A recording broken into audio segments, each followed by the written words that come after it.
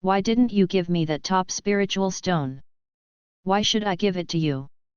Yun Qingzu, who do you think you are? You.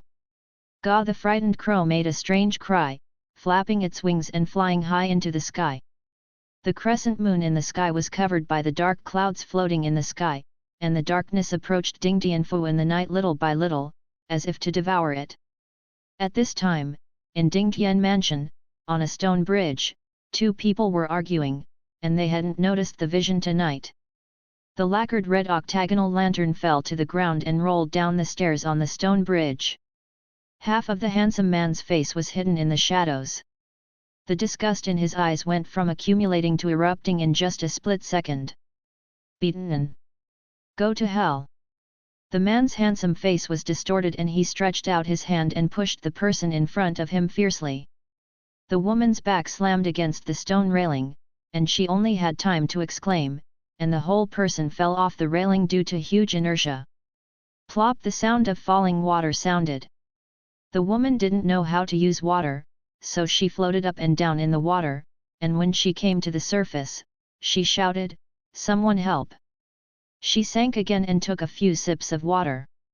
After pushing the person, the scarlet in Yun Qingzu's eyes dissipated a little, and his reason returned. He shook his hands and stood in place for a while. Hearing the woman's intermittent cries for help, he trembled all over, and fear spread in his heart. This woman, Baitan, is the new manor of Ding Tian Mansion. If anyone knew, he would have pushed her down. Do not. Can't keep beaten alive.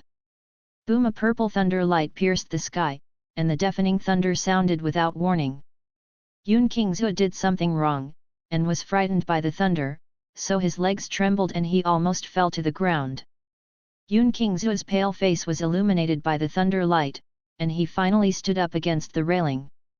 He looked down uneasily, and through the increasingly dense thunder light, he saw the woman struggling on the water. Her black hair was completely scattered. It was opened, and it was soaked with water and stuck to the face, like a water ghost. Go down, go die. Yun Qingzu clung to the railing tightly, looking around while meditating urgently in his heart. Boom! After another sound of thunder, Yun Qingzu was delighted to see that the woman who fell into the water seemed to finally lose her strength and slowly sank into the dark water. After waiting for a while, he was sure that this person must be dead. He raised his hand and ruffled his clothes and hair, put on a terrified expression, and ran out in a panic to call someone. Not good. The palace master has fallen into the water soon. Under the gloomy night, a group of householders with torches rushed over, and the area around the stone bridge was brightly lit by the fire. When the 5 people with excellent water quality went into the water to catch their palace master, Yun Qingzu stood by the river and wiped his tears. It's all my fault. If only I persuaded the palace master to stay away from the river, so that she wouldn't. No, sliding down carefully. He was born handsome, dressed in white clothes, his thin figure trembled slightly, his expression was full of sadness and guilt, standing there crying like a painting. It was unbearable to criticize him. The steward didn't have time to take care of the monk who was brought into the mansion on a whim by the mansion master. She asked the servant in the water in a hurry, "Have you found it yet?" The housekeepers also looked very ugly. If it was true as Yun Qingzu said, the palace master fell into the water here and didn't come up for so long, it would be really cold. Everyone knows that Bitsen, the new palace master of Ding Tian Mansion, has inherited the mantle of the previous palace master. The dignified generation of Suanchu masters actually drowned in the river. If it were spread out, I don't know whether the world would sigh and sigh, or mercilessly laugh at it, and treat this matter as an after-dinner talk. This river leads to the outside of the mansion. Although the current is not turbulent, it is enough to wash people away.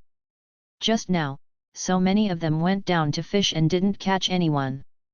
Some family members guessed that their mansion master had probably been swept away by the current, and a search was unsuccessful. The housekeepers went ashore one after another. Yun Qingzu, however, ignored the obstruction of his servants, and fell to his knees on the ground, choked and howled mournfully at the calm river. His voice became hoarse, Don't worry about me, let me go down. Let me save her, palace master. You died so miserably. The two servants pressed down on his shoulders with great effort. The steward was irritated by Yun Qingzhou crying, and was about to scold him when he suddenly changed his expression and staggered back several steps. My mother! What? Fast, fast, fast back! When everyone was at a loss, there was a cloudy wind blowing from nowhere, and it was terribly cold. The dead branches and leaves on the ground were swept by the strong wind and ran around all over the ground. For a while, sand and stones were thrown away. Trapped in suffocating darkness. What happened? Gu Guanxi, what did you see? No, it can't be, is it a ghost? I don't know who said this in horror, and everyone went crazy. After death, people may turn into ghosts. If they turn into serious ghosts, they may eat people and do evil. And this huge Yuzu is located in a sinister land, rich in evil ghosts and ghosts. Ghosts descended from ghosts. Now that the Dingtian Palace Master is dead, what does this mean? On behalf of the ghosts suppressed by Dingtian Fu before, they will break through the seal. The future Yuzu is afraid that it will become a ghost town. Boom! The huge thunder made everyone jump, and at the moment when the pale thunder flashed by, Yun Qingzhou, who was kneeling on the bank, suddenly screamed, and stepped back frantically with both hands and feet. No! Don't come here! Everyone's heart trembled, and their eyes converged on the past. Since you're sorry for me, then come down and stay with me. The voice came from somewhere cold and sticky, with endless malice. There is no shortage of scum from you in hell. A pale hand broke the surface of the water, with 5 fingers forming claws, and suddenly grabbed the shore. Under the constant flash of lightning, they saw the long, bright red nails on the hand. The dark clouds dissipated at some point, and a blood-red meniscus radiated a strange light in the air. Under the light of that light, the river seemed to be gurgling blood and became a river of blood. A gust of wind on the ground. Threads and strands of black mist emerged from the ground, and were carried by the yin wind and floated to the sky. The blood moon was looming under the cover of the black mist, and the violent howling wind was mixed with the shrill cry of ghosts. Woo! Woo woo woo woo! Hundreds of strands of black mist almost condensed into substance, wiping Yun Qingzhou's face and whistling past, leaving trails of fresh bloodstains. Ah, ghost! No! Don't come here! Yun Qingzhou covered his face and screamed in embarrassment. Those cries gradually turned into whispers. Gee, he is courting death. How dare you provoke the king? Kill, feed the dog. Ghost! Ghost!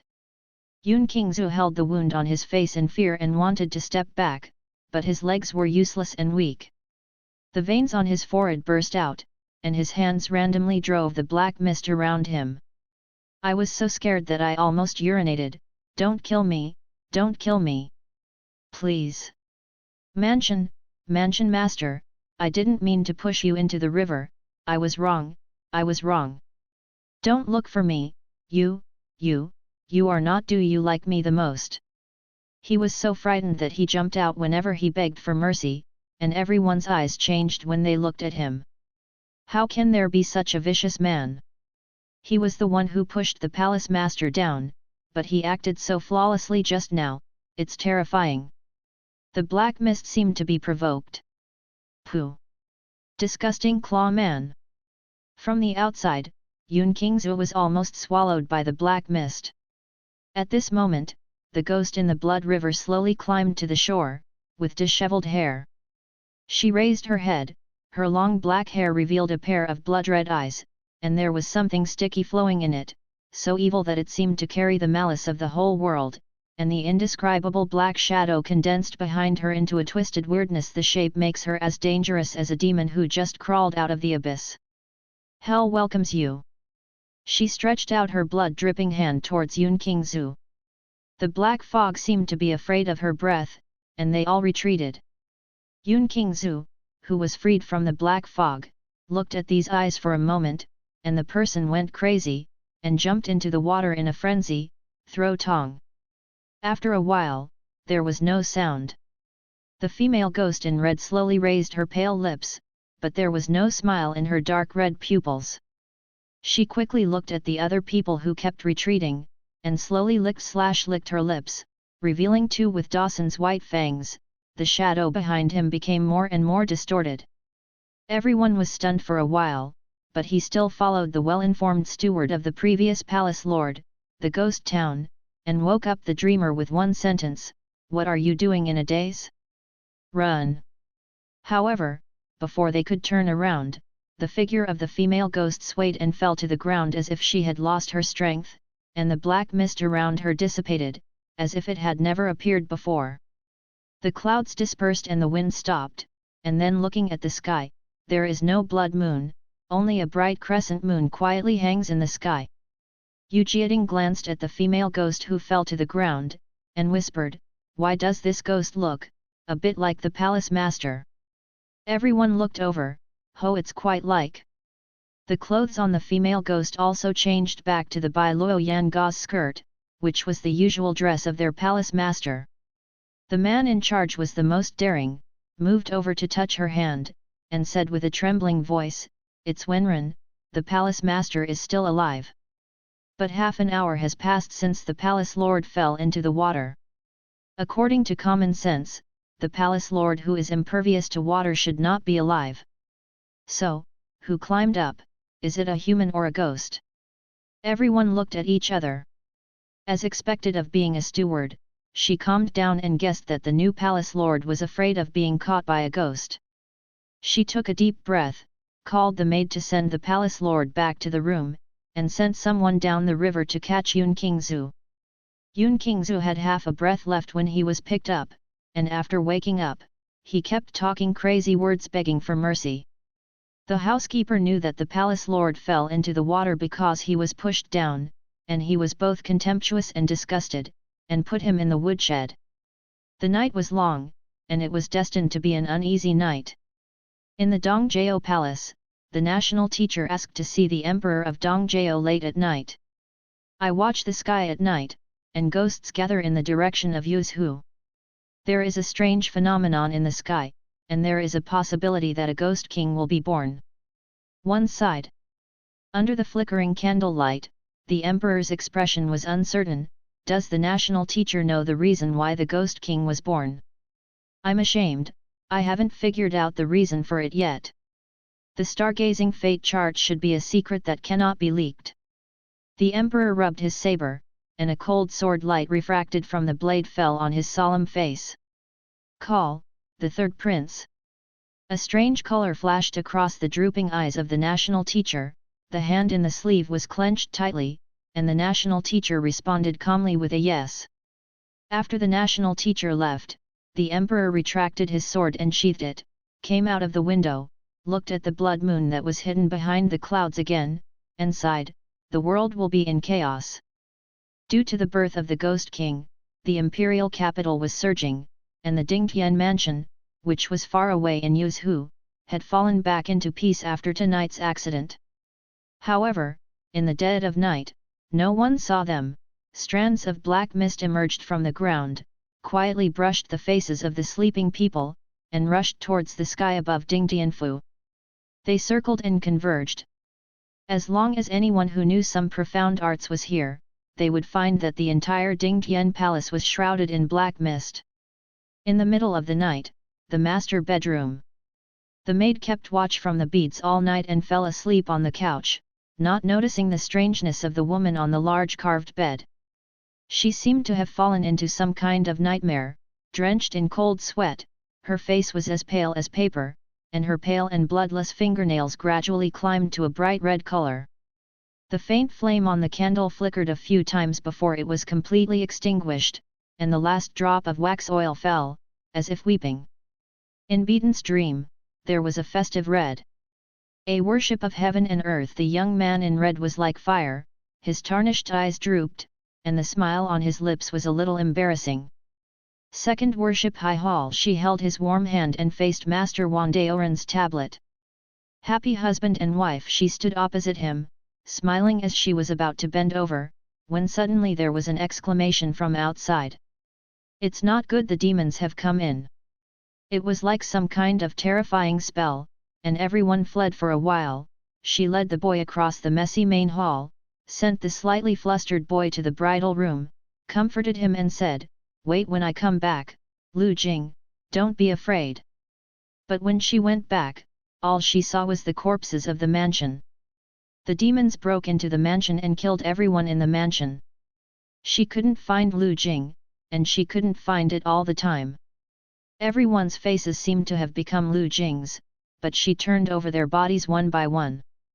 In the end, she still found him. On the small road not far from the new house, he was wearing a red robe, and fell lifelessly by the side of the road.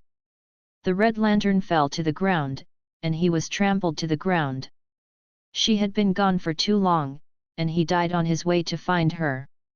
"No, no! Lu Jing!" She hugged his corpse, tears falling on his pale face, gradually turning into a distinct bloodstain as it slid down his neck, slashed by the blade. She killed herself in despair, and became an evil spirit because of her resentment. She traveled all day long among the dead souls in the city. In the end, even the remnant soul dissipated in her arms. When this life was over, endless unwillingness and resentment flooded into my heart. If only she hadn't left then. If only Lu Jing hadn't been left to wait for her. She is a lonely star, not only killed the whole city, but also killed Lu Jing.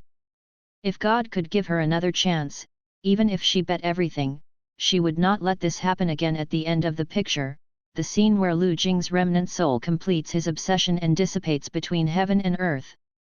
He stroked her hair and said softly, "Beaten, don't be sad, I can finally see you. Do not go." Beaten woke up suddenly, the black veins on her pale face quickly receded, she panted heavily, stared blankly at the dark blue veil for a while, and murmured a person's name unconsciously in her throat. "Lu Jing." The collapsed Kangzu was taken aback, carefully lifted the veil, and looked at Beaten with a twisted and terrifying expression. "Palace Master, are you okay? Their palace lords wouldn't be flooded with water, stupid?" After calling from Zhu several times, Beaten had a response.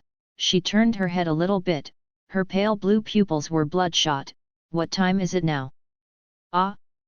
What? Ouch!" Ji Zhu was pushed aside by Beaten, who suddenly lifted the quilt and got out of bed. The force was not light. She bumped into the cabinet next to her and couldn't help but let out a pained cry.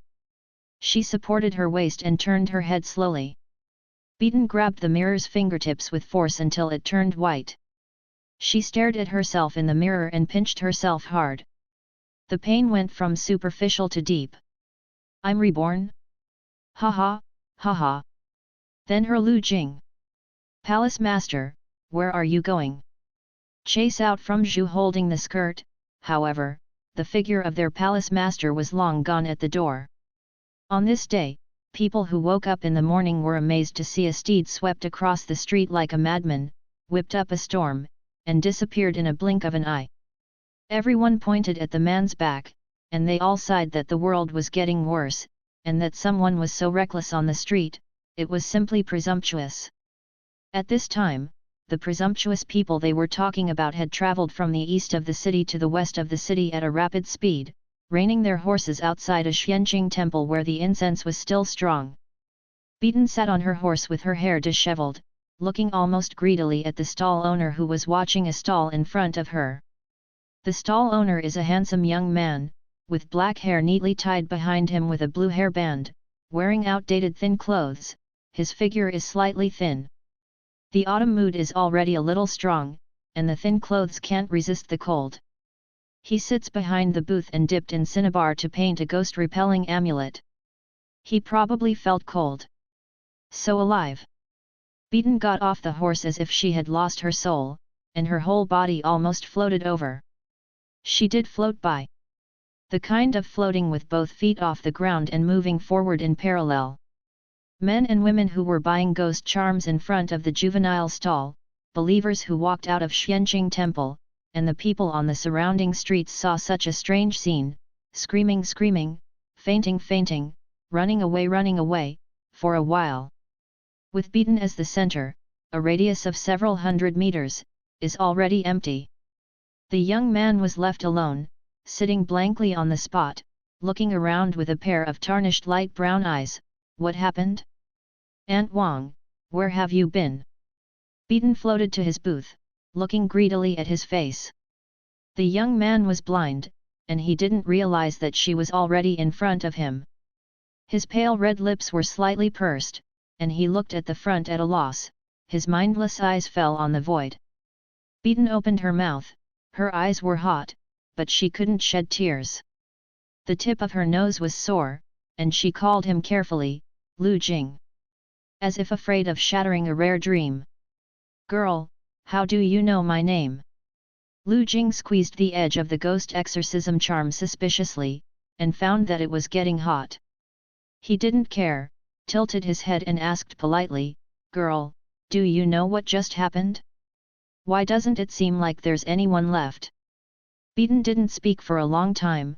She was intoxicated in this dream, her fingers were hanging in front of his forehead to trace his outline, and she was reluctant to touch it. Girl! Lu Jing was stunned, very stunned. Suspecting that the girl had also left, he couldn't help reaching out and groping in the dark at a loss. Is there anyone? A cold hand suddenly grabbed his. Lu Jing was startled, and pulled back, but did not pull it back. Lu Jing! Has he met a female hooligan?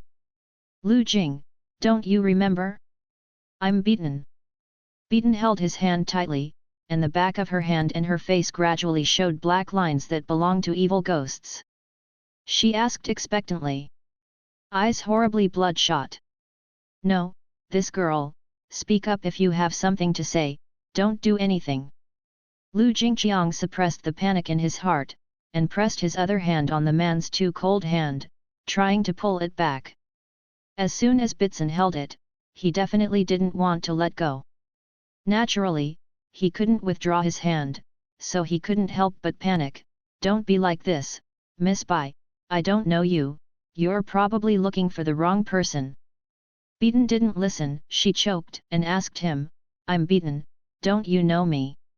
She began to have black energy entangled in her body, and there was a faint trend of turning into an evil spirit. Lu Jinghui's ghost exorcism talisman just now sensed the strong ghost energy and started to spontaneously ignite. The simple wooden booth was also shaken into powder by the powerful ghost energy. She asked again, You don't remember me? Lu Jing felt a biting chill on the hand that was being held, and took a step back in shock, but the next second, he was forcibly pulled into his arms by the female hooligan named Beaten, and the tip of his nose was full of blood. Taste! Let go! Lu Jing's cheeks flushed with anger, and he looked more active. Beaten hugged him tightly, buried her face in his neck, and said bitterly, Don't let it go. Lu Jing's eyes were red. He should have someone read the almanac to him when he went out today. How could he be so unlucky to meet such an unreasonable female hooligan? Lu Jing's family lived in the backyard of Xianqing Temple and made a living by selling ghost charms.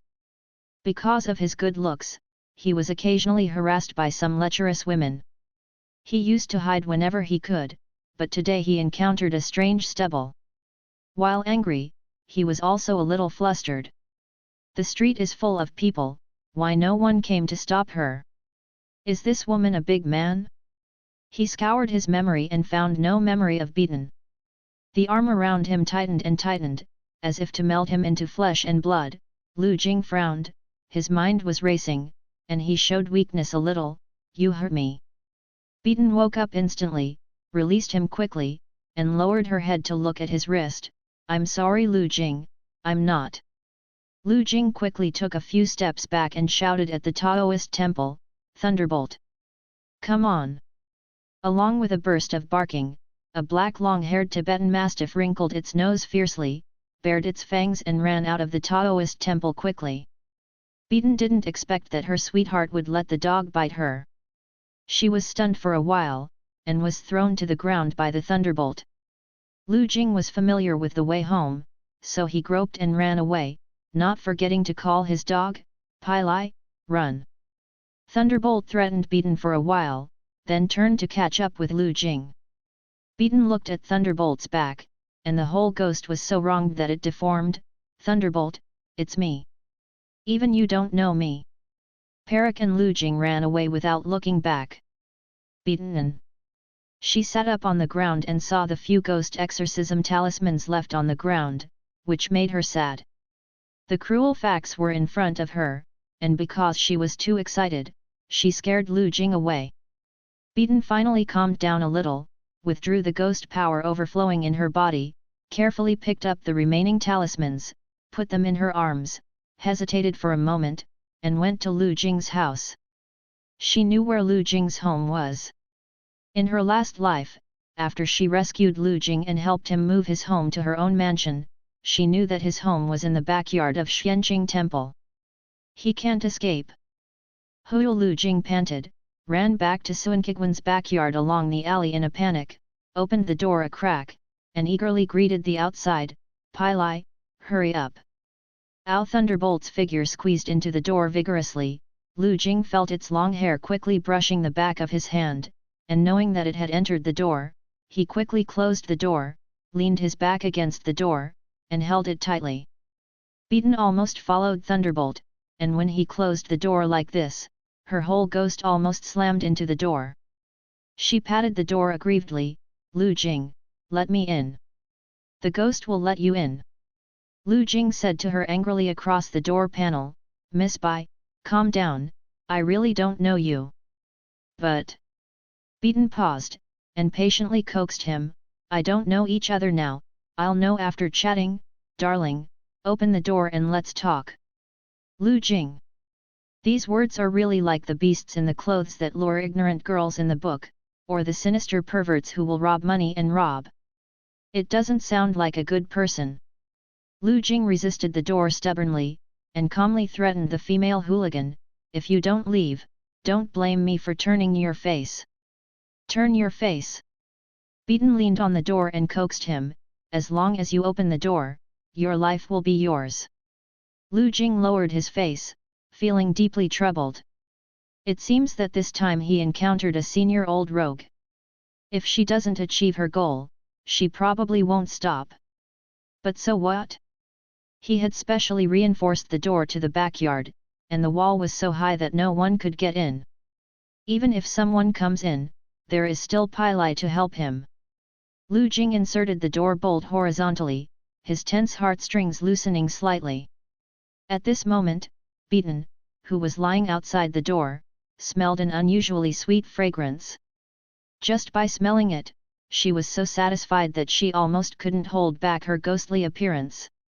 In her last life, she had never smelled such a seductive smell on Lu Jing. Is it because she became half human and half ghost after being reborn? Beaten was seduced by the scent, so she didn't have time to think deeply. She unconsciously took a deep breath, full of excitement, and sighed, "What smells so good? Is that you, Lu Jing?" This person's hooligan words can always easily tease Lu Jing's nerves.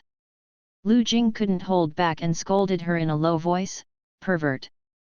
Beaten was not ashamed but proud and encouraged him, "Swear more, I haven't heard your voice for a long time." Lu Jing really wanted to let the thunderbolt go out and bite this rogue sober. His clenched fists were hard and loose, somehow resisting the desire to beat the hooligan, turned around and groped to find a chair to sit down, still looking puffed up. Seeing it through the crack of the door, Beaten felt distressed again. "Don't be angry, I don't mean anything, I really want to talk to you about something." "Lu Jing, when is she going? She won't stop at his door in the future, won't she?" Perak sensed the master's anger, and frowned uneasy, barking at Beaten outside the door. The vigorous dog barking completely drowned out Beaten's voice. "Beaten, if you yell again, I'll stew you tonight." "Wong wong wong oh oh oh oh oh oh." "Damn!" The annoying voice finally disappeared. Lu Jing pressed the center of his eyebrows, and a look of exhaustion appeared between his eyebrows. He is not in good health. He has just experienced some intense exercise, running, and now he gradually feels a little breathless. Covering his chest, he lowered his head and coughed. He took out a small porcelain bottle from his body, poured out a few black pills, swallowed them dryly with bitterness, then lowered his hands weakly, leaned on the back of the chair, and worked hard as usual. Take a deep breath, trying to get through it.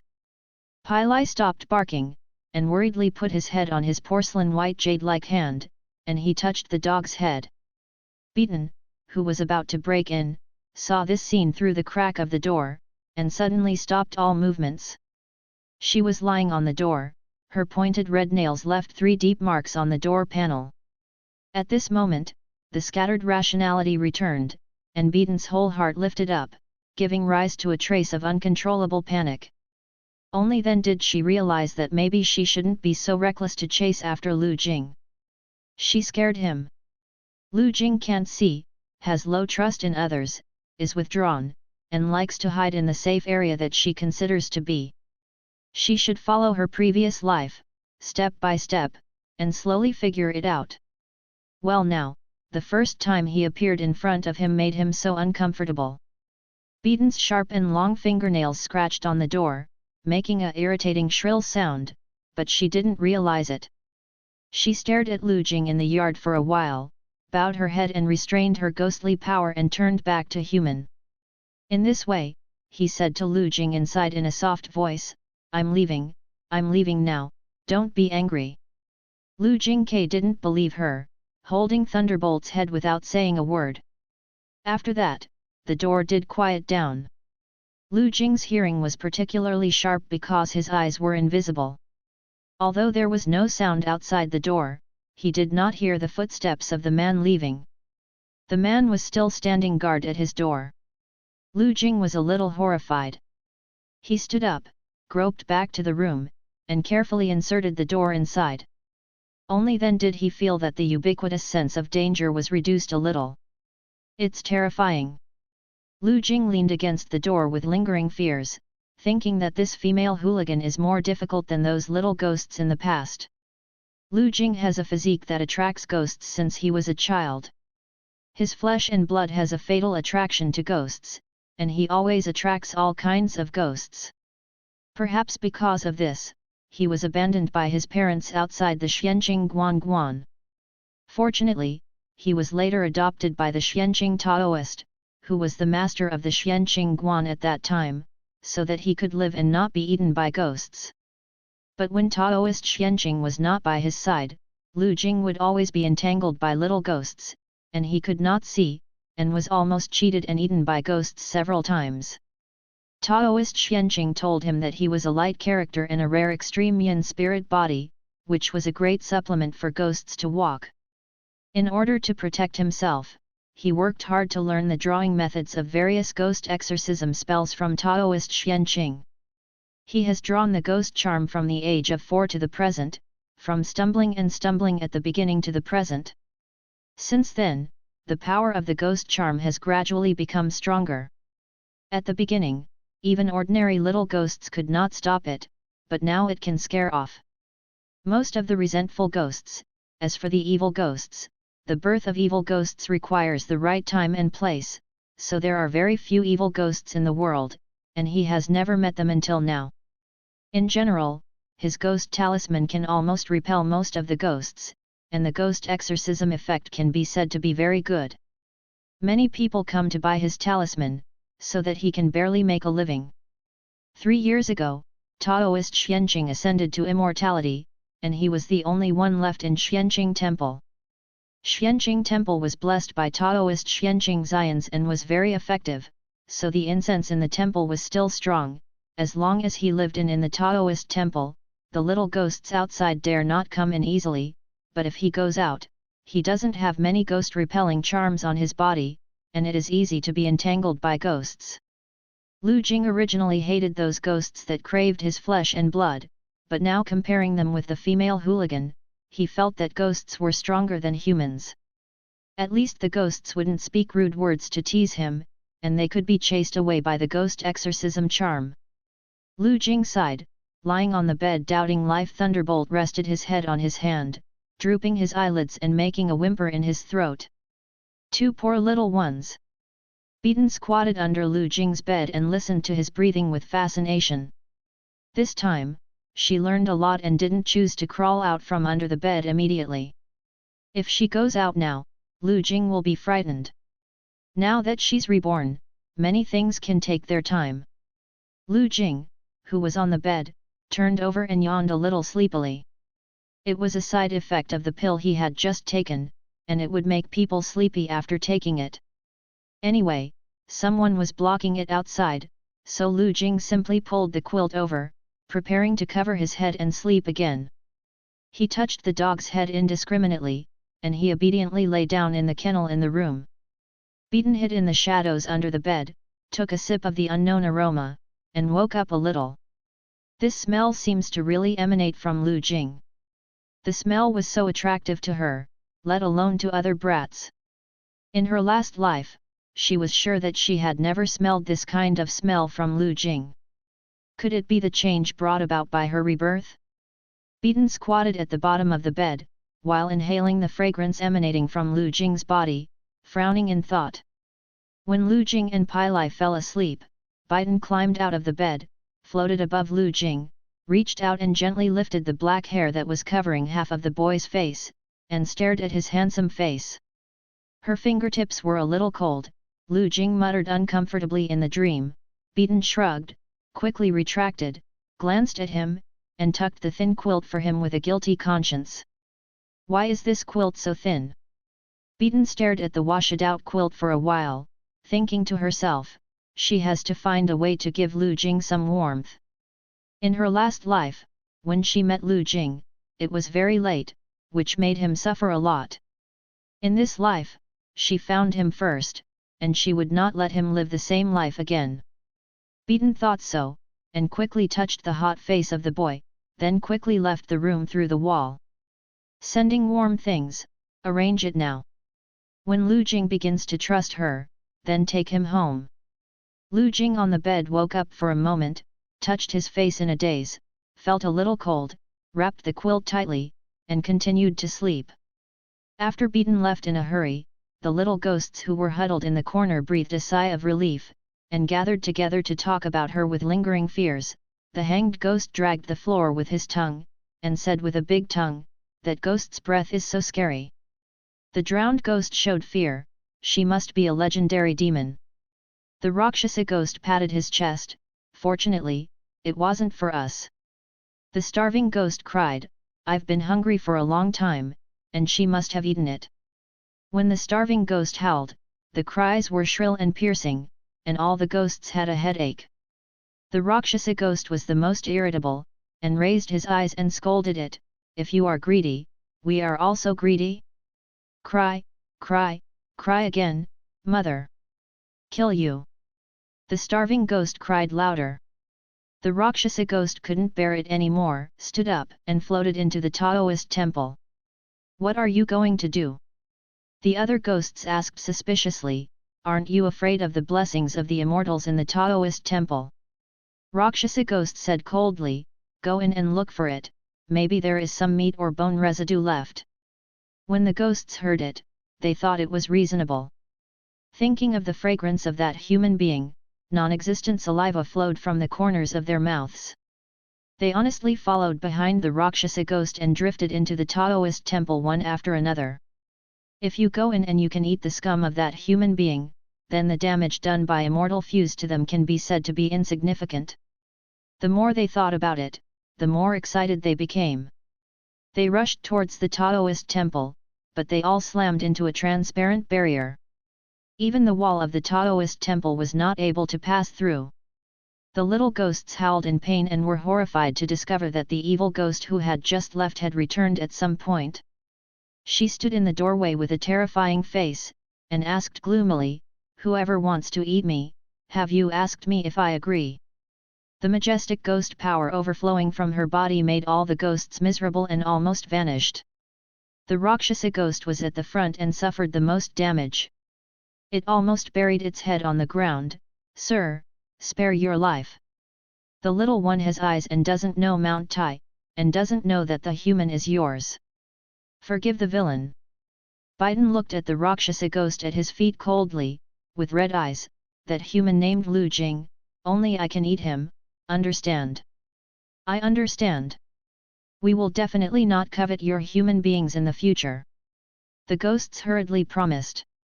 If I find out again, whoever dares to come in front of him to disturb his purity, I will tear its soul into pieces. Beaten suppressed the killing intent in her heart, not wanting to see blood in front of Lu Jing's door, and let them roll away. They were lucky enough to save their lives and rolled away. Soon, the news that the 1,000-year-old evil ghost appeared in Xianjing Temple spread throughout the ghost circle of Yuzhou City.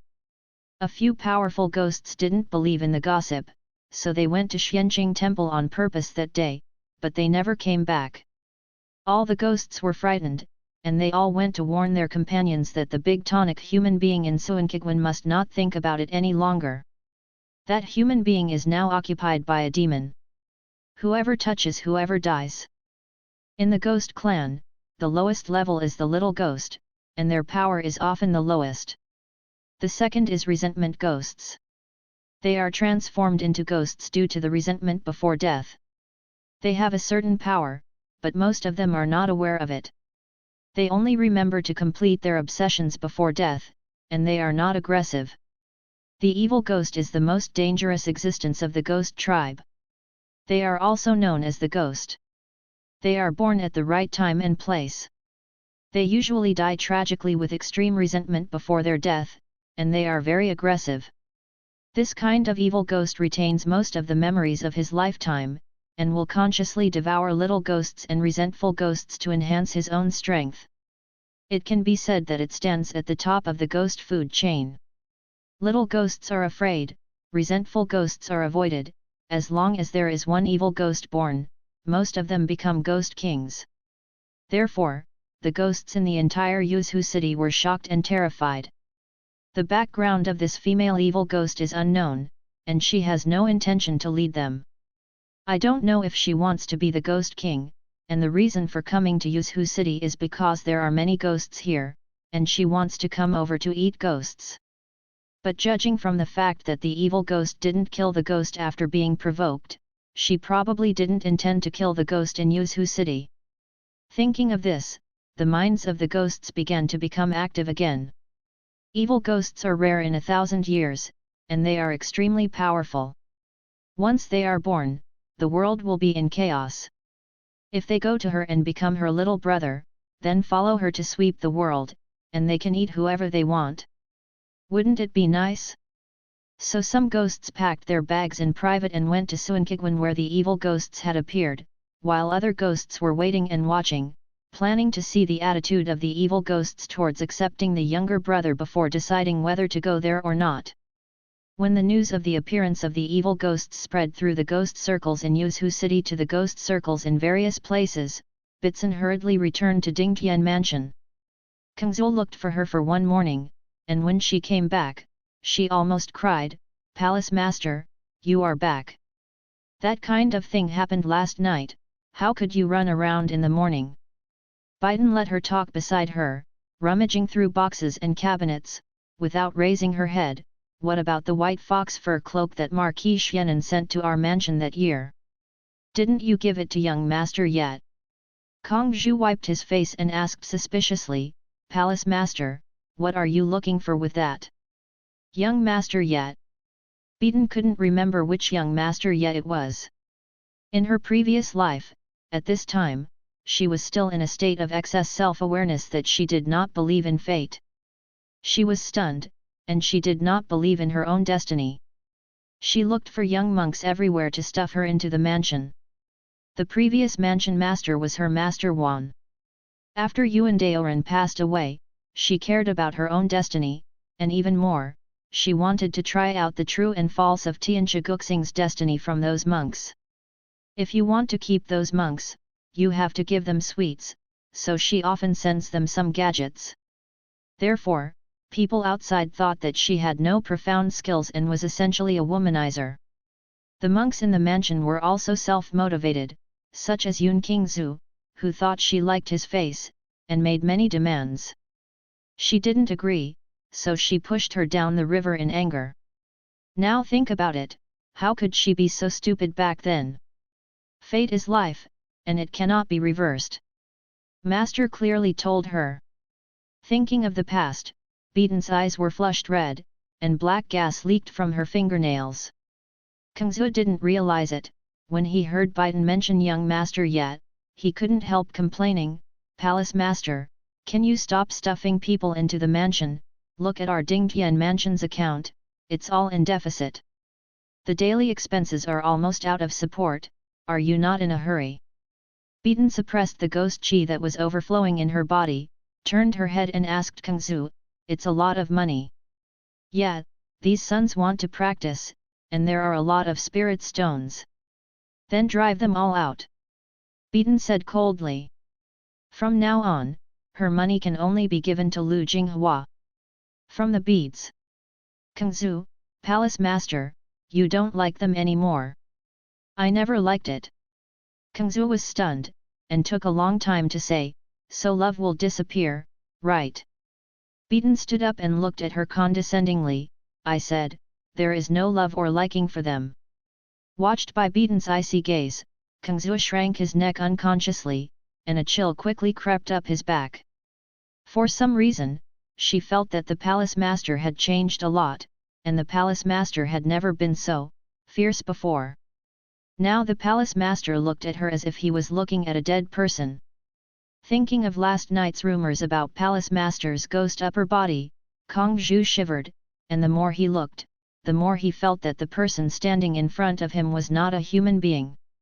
You, are you the palace master?" Kang Zhu asked shiveringly. Beaton said blankly, "What do you think?" Kangzu sniffed, wanting to cry, "Palace master, don't scare me." Beaton took a deep breath, "Okay, have you seen ghosts with shadows? I would do this, but I was hurt by them." Turning around, Zhou Zhu froze, "Hey! Beaton, I was so kind to them before, but last night I was pushed down the river by Yunqing. I'm tired. It's better to have a dog than these wolves." Hearing the familiar tone of voice, Kang Zhu breathed a sigh of relief, "Palace master, you can just think about it. You can't eat your face, and no money is a disaster." Yet. Beaton sat down on the chair, crossed her legs, and played with a silver-white dagger inlaid with green onyx in her hand. "From Zhu, you go and send them all away." "Okay, Palace Master." Kangzu called a group of servants and rushed to expel people. With just a cup of tea, Beaton's yard became lively. It was those monks who were dissatisfied who came to discuss it. Although they stayed in Dingtianfu for a short time, they had already gained a lot of benefits. How could they be willing to tell them to leave now? Besides, they thought that Palace Master Dingtian Palace was a romantic figure, and they must have more or less feelings for each of them. When they heard the reason why Beaton expelled them, they always felt that they had room for recovery, so they came to the door one after another. The housekeeper stopped at the gate of Beaton's yard and prevented them from coming in. There was a lot of noise outside. It was very noisy. On the ground, a ghost appeared and said fiercely, "It's so noisy. Wang, do you want us to kill them?" The ghost's face was broken, and its dead face was ugly. When Beaton looked at it, she put the face back together again, exactly what Kangzul looked like. Beaton said, "Go back to the field, from the bead." Gui Kangzu reluctantly drilled back to the ground. Beaton's eyes deepened. When she was reborn, all the people who were tragically turned into ghosts in the previous life's slaughter of demons also followed her back to this point in time. Therefore, there will be a living Kangzu and a ghost Kangzu in this world. More specifically, now, almost all the living people in Yuzhu City have corresponding ghosts. Those people who died tragically turned into ghosts and returned. Perhaps, they are all secretly watching their living self at the moment, reminiscing about their past lives. Since last night, Yuzhu City has quietly turned into a real ghost town. Fortunately, in her previous life, Beaton used methods to turn herself into evil ghosts. These ghosts made her their king. She could control them now and prevent them from killing her current self and replace them after taking the body. Beaton glanced at the piece of ground where the ghost disappeared from the beads, and raised her eyes to look at the live beads. Why, they won't leave. Kangzhu was going to be mad at these shameless cultivators, and said angrily, they just took a fancy to your money, palace master. I'll take a look. Beaton got up and walked out the door. When a group of young monks saw her coming out, they became more and more excited. Palace master, why did you drive me away? Didn't you say you like me? Shut up. The palace master's favorite is obviously me. Beaton stood 3 steps away from this group of people, dressed in white. Her eyes were colder than Chu Yi. I never liked you, and if you don't want to die, get out of here. Everyone. Wow, everyone exploded. Some questioned in disbelief, some thought she was just making trouble, and some started to coax her with sweet words. Beaton suddenly drew his dagger and pointed forward. The invisible wind and waves turned into a hurricane with killing intent, wrapped in gravel and rolled towards the crowd. There was blood on everyone's face. The clumps of broken hair fell to the ground lightly. All were speechless. Beaton broke the dead silence with a chilling voice, before you go, return what I gave you before. She walked down the steps, ignoring the terrified eyes of everyone. Of course, you can choose not to leave, but we people of the profound way pay the most attention to cause and effect. As much as you take from me, you will return as much. Beaton suddenly smiled coldly, I'm afraid you can't pay it back, so you will pay me your life in the end. The monks who had been relying on them before were all petrified. It's all like this, who dares to stay? Before leaving, those who wanted to swallow the things they took from Beaton also restrained their thoughts, and hurriedly packed them up and returned them to their original owners. As for the spirit stones that were consumed on them, they couldn't afford it, so they had to ask the steward to let them do some handyman in the house to offset some karma. The Dingtian prefecture, which had difficulty in turnover, soon became much more prosperous. When Kang Zhu was reporting to Beaton, she couldn't do it with admiration. Palace master, you are really handsome today. Swipe, pull a dagger and scare them away, you're amazing. Beaton turned over the account and raised her eyelids when she heard the words, I wasn't handsome before. Kang Zhu scratched his head and said embarrassedly, he's also quite handsome, not so obvious. Beaton glanced at Gui Kangzhu who was lying on the back of Kangzhu with a warning, and closed the ledger. The deficit in our house is still quite serious. Yet, I haven't been entrusted with catching ghosts recently. Kangzhu said, rubbing her shoulders. She always felt a lot of soreness there, as if something was pressing down there. Gui Kangzhu grinned and blew a ghostly breath into her ear. Hey, palace master, it's getting colder again this autumn. Kang Zhu said shiveringly. Beaton sighed and patted her shoulder, go back and rest, we'll have something to do soon. Oh. Kang Zhu pressed her shoulders and moved suspiciously, suddenly feeling that her shoulders were less sore. After leaving from Zhu, the ghost floated from Zhu to Beaton's side. Wang, do you want us to make some noise and create a chance for you to catch the ghost? Beaton nodded. Kang Zhu, you understand me. Then which one should we choose? Gui Kang Zhu said, wait, I'll ask everyone, choose a vicious family. When she was about to leave, Beaton stopped her. Kang Zhu. Tell everyone, I will avenge them. Bitsun said, this time, the demons who killed them will attack Yuzhu city again. Yet. Palace master, we all believe in you. Gui Kang Zhu nodded vigorously, smiled, and then got into the ground. Beaton sat alone for a while, then summoned a grudge. The resentful ghost shrank his head, trembling. King, do you have anything to order? Beaton pointed to the large package on the case, go to Xianqing Temple and give these things to Lu Jing. If he asks, you can tell him these words. Lu Jing was awakened by the loud barking of Thunderbolt. He sat up in a daze, felt a chill approaching, and hurriedly took out a consecrated dagger from under the pillow. The ghost's voice sounded more panicked than him. Lu Gongzi is merciful, I have no ill intentions. What are you doing? Lu Jing was tense all over, his tarnished eyes drooped slightly, and the corners of his lips pursed to show his nervousness. It's like this. A ghost was rescued by you before her death. She wanted to repay her kindness and asked me to bring some warm clothes. Nonsense. He stayed in Xianqing Temple most of the time and never saved anyone. Lu Jing slashed over with a knife, and half of the resentful ghost's arm was almost cut off.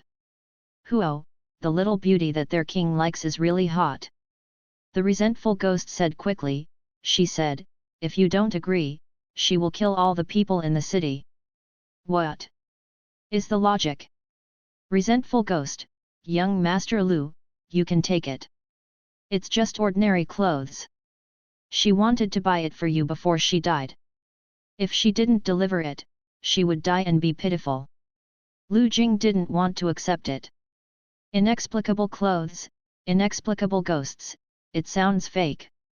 But the ghost had already stuffed the big package into his hands. Lu Jing, who was holding the big package? I don't want it. Take it for me. The resentful ghost said a few more words, you must wear it.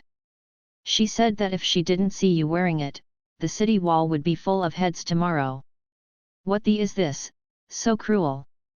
Lu Jing shouted a few more times, but the ghost didn't respond, probably already gone.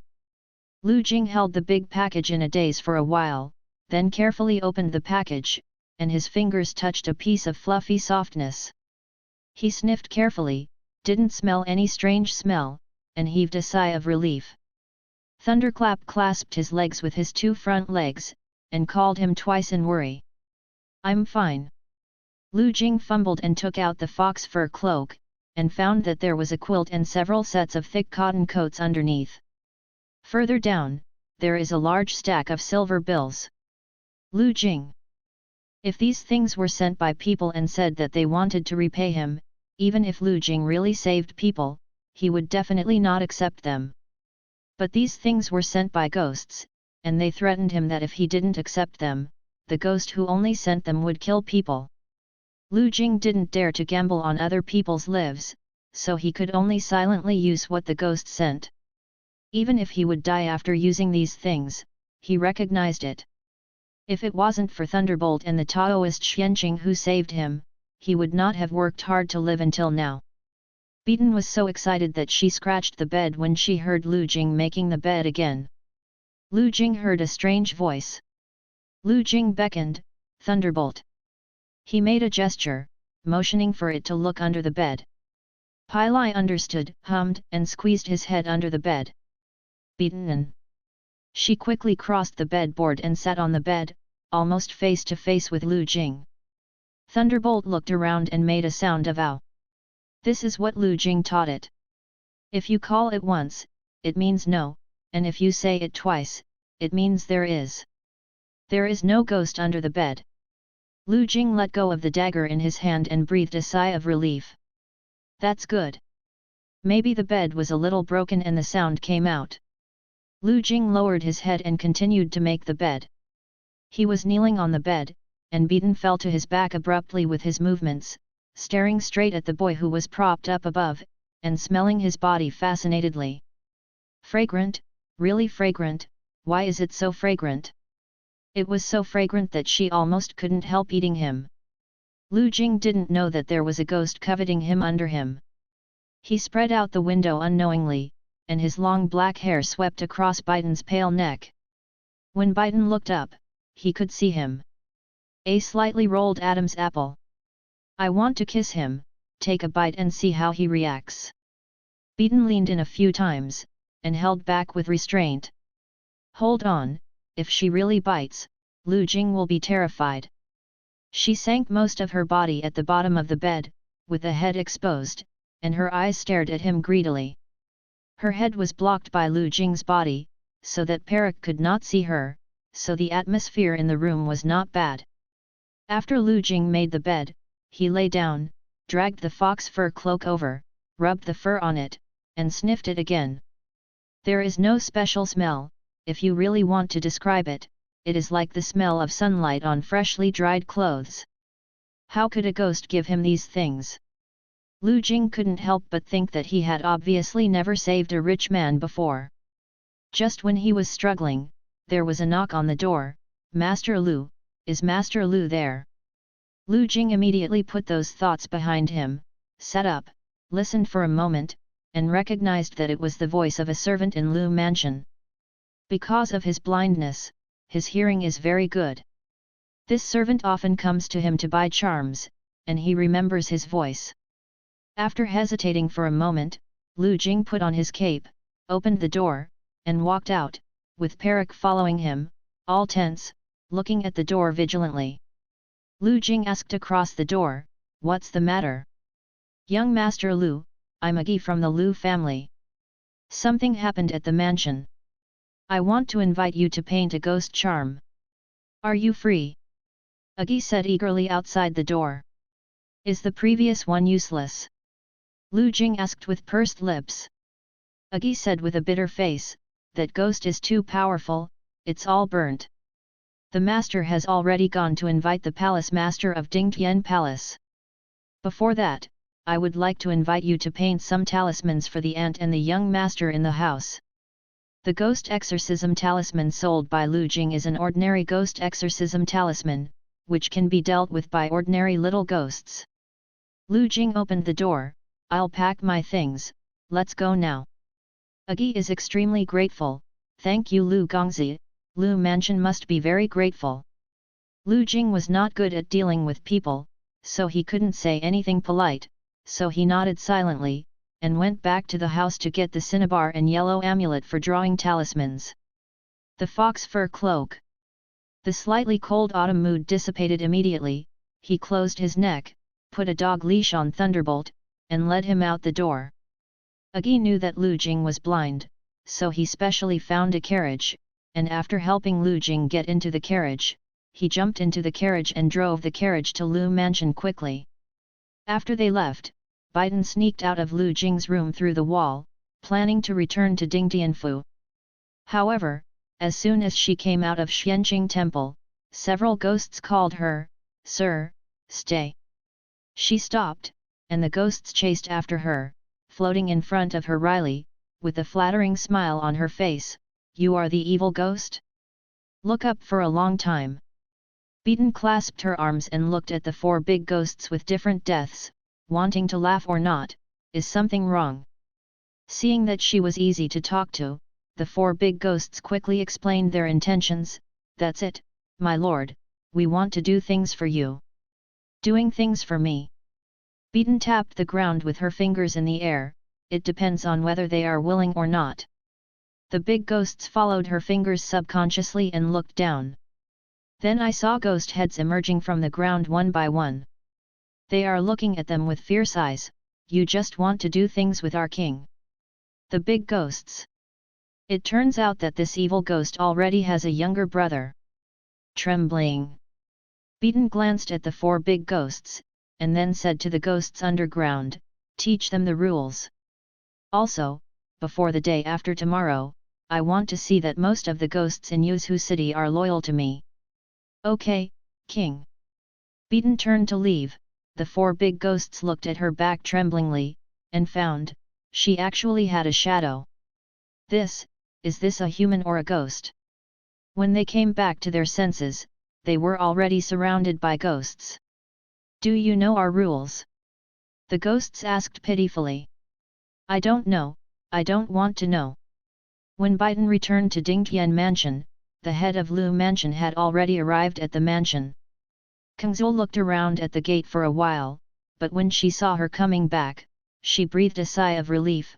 "Palace Master, why do you always like to run outside recently, so I can't always find you?" Beaton glanced at her. "Then you may never find me in the future."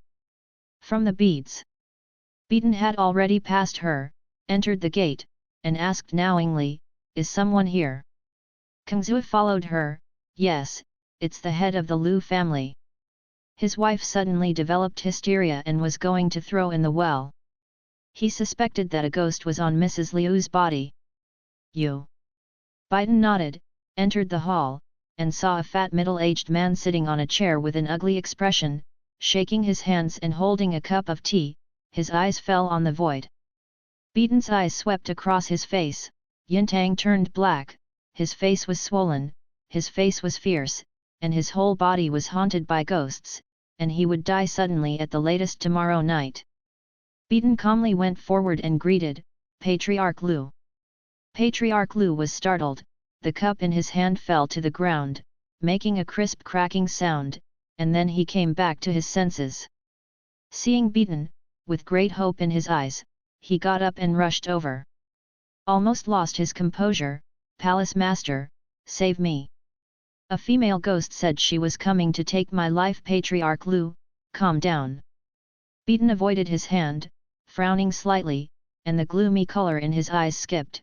Kangzu, give Patriarch Lu another cup of tea. From Zhu Yingxi, after clearing up the broken porcelain, he went down, and soon served 2 good teas. Beaton sat down on the chair, crossed her legs, and took a sip of tea.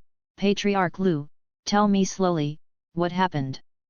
The Lu family was infected by her calm attitude, and calmed down a bit, telling what happened in the Lu residence. The matter is similar to what Kangzu said, but it is more serious. Not only Mrs. Lu was ghosted, but other strange things happened in the house. Palace Master, you'll know when you go with me. Lu family master frowned. The matter of Lu Mansion was caused by the ghosts under Biden's hands. Biden was naturally in no hurry, and knew that it should be something wicked by Mr. Lu, or something wicked by his family that would provoke that one. Ghost revenge. But Lu Jing was also invited to Lu Mansion. Bitsen raised her lips slightly, then let's go now. Lu Patriarch thanked him again and again, and left Dingtian Mansion with Biden with a heavy heart. When they arrived at Lu Mansion, it was already dusk. The twilight is 4, and the setting sun on the horizon is like blood, and it is gradually replaced by the black that belongs to the dark night. As soon as Biden stepped into the gate of Lu Mansion, she could smell the fragrance of Lu Jing's body. Palace Master. Lu family master looked at her suspiciously, showing a panicked look like an enemy. Why didn't you leave? Is there? No. Beaton finally showed a sincere smile. It just smells very good, and I'm a little satisfied. It's fragrant. Lu Patriarch was confused, but looking at the sky, it was time for the usual meal, and he reacted, it's also ill-conceived, if the Palace Patriarch doesn't dislike it, he can catch ghosts after eating in the house. With a smile on her lips, Biden nodded slightly, I think there is a lot of ghost in this mansion. To be safe, let's call everyone over to eat together. I'll go see Mrs. Lu first. Patriarch Lu really felt that the mansion was much colder, so he wrapped his clothes tightly, called the servants, and asked them to inform each concubine and young lady about the matter, and then led Bitsen Chow to Mrs. Liu's room. Mrs. Lu was caught by a ghost and lost her consciousness. Before, she was going to jump into a well, and she scratched and bit her servant. As a last resort, the Lu family had to tie her up and lock her in the room. Arriving outside Mrs. Liu's room, unlike the fear of the Lu family, Biden calmly pushed the door in, bypassed the screen, and entered the inner room. Lu Patriarch hesitated for a moment and followed. Inside, Biden looked at Mrs. Lu, whose limbs were bound on the bed. Mrs. Liu's eyes were bloodshot, her face, neck, and arms were covered with purple veins, and terrifying fangs grew out of her mouth, and she raised her head grimly to bite Biden. Biden put her hand between her brows a little, be quiet. Gongs Hong Gai Ao, Candy Sugar Love tweet text Madame Lu fainted instantly. Patriarch Lu watched helplessly as a black gas leaked from Mrs. Liu's eyebrows, and quickly escaped outside the window, his legs almost softened. President, Patriarch, is this all right? It's not an ordinary ghost, and it will come again. Beaton drew a Zhongfu and put it on Mrs. Liu's forehead, it won't appear again in a short time, it's very troublesome to catch it, I wonder if the Lu family can let me in. The Lu family will stay for a few more days. Lu Patriarch was scared to death, so naturally he couldn't ask for it, so he repeatedly agreed. After dealing with Mrs. Liu's affairs, the Lu family heaved a sigh of relief and invited Biden to the dinner party first. Beaton thought that Lu Jing should also be there, suppressed her joy, and calmly drew a voice change for herself. Lu Jing has excellent hearing and must have remembered her voice. If she talked to him, she would be recognized as the one who chased him that day. Lu Jing would definitely be scared away. She changed her voice and went to talk to him. Beaton let Palace Master Lu take the lead, burned the voice-changing symbol, ate the ashes in one go, cleared his throat, and found that his voice had become a little hoarse, and when it was lowered, it was sultry. It's just right to hook up with Lu Jing. Beaton tried the voice repeatedly, thinking about what to say to Lu Jing when they met, so she couldn't wait to go beyond the direction of the Lu family. However, as soon as she passed by, she saw a group of people surrounded the door of the brightly lit room. Lu Jing was clutching Thunderbolt's dog leash tightly, and was scolded by the fat man at the head with dead blind man in contempt. Someone took a dog beating stick and was going to hit Pai Lai. Pai Lai was in front of Lu Jing, baring his teeth and tensing his body, making a threatening voice in his throat. The fat man scolded something and pushed Lu Jing unreasonably. Beaton's pupil shrank, almost turning into a phantom, and stepped forward to catch Lu Jing, who was almost pushed down. Lu Jing only felt that he fell into a slightly cold embrace. He didn't expect to be caught, his tarnished eyes opened with an unexpected blankness on his face. There is nothing in the dark world, and the tip of the nose is lingering with a nice cold fragrance, like the plum blossom of Lingshuang Aoxu in winter. The distant and ethereal dark fragrance is mixed with the coldness of winter snow, which he has never smelled. The taste I've been to. Amidst the barking sound of thunder, he was supported by the man to stand firm, and then he regained his senses, pursed his lips and said, "Thank you." "No thanks." The man's voice was a little dull for some reason, as if he was suppressing something, and Lu Jing couldn't hear it clearly in the sound of thunderbolts. "Pai Lai, stop screaming, be quiet." Lu Jing had to go to appease Pai Lai, who suddenly became very irritable. Can Thunderbolt not be irritable? Lu Jing couldn't see and didn't recognize Beaton, but it recognized the bad woman who bullied Lu Jing in the morning at a glance, and it was very restrained that he didn't bite on the spot. After being stopped by Lu Jing, it bared its teeth and reluctantly gave up the plan to attack Beaton. Beaton didn't care that much. She had lingering fears, and she still didn't let go of her hand around Lu Jing. As long as she thought that if she didn't arrive in time, Lu Jing might be pushed to the ground by these damned people, her eyes flooded with tyranny. Gas.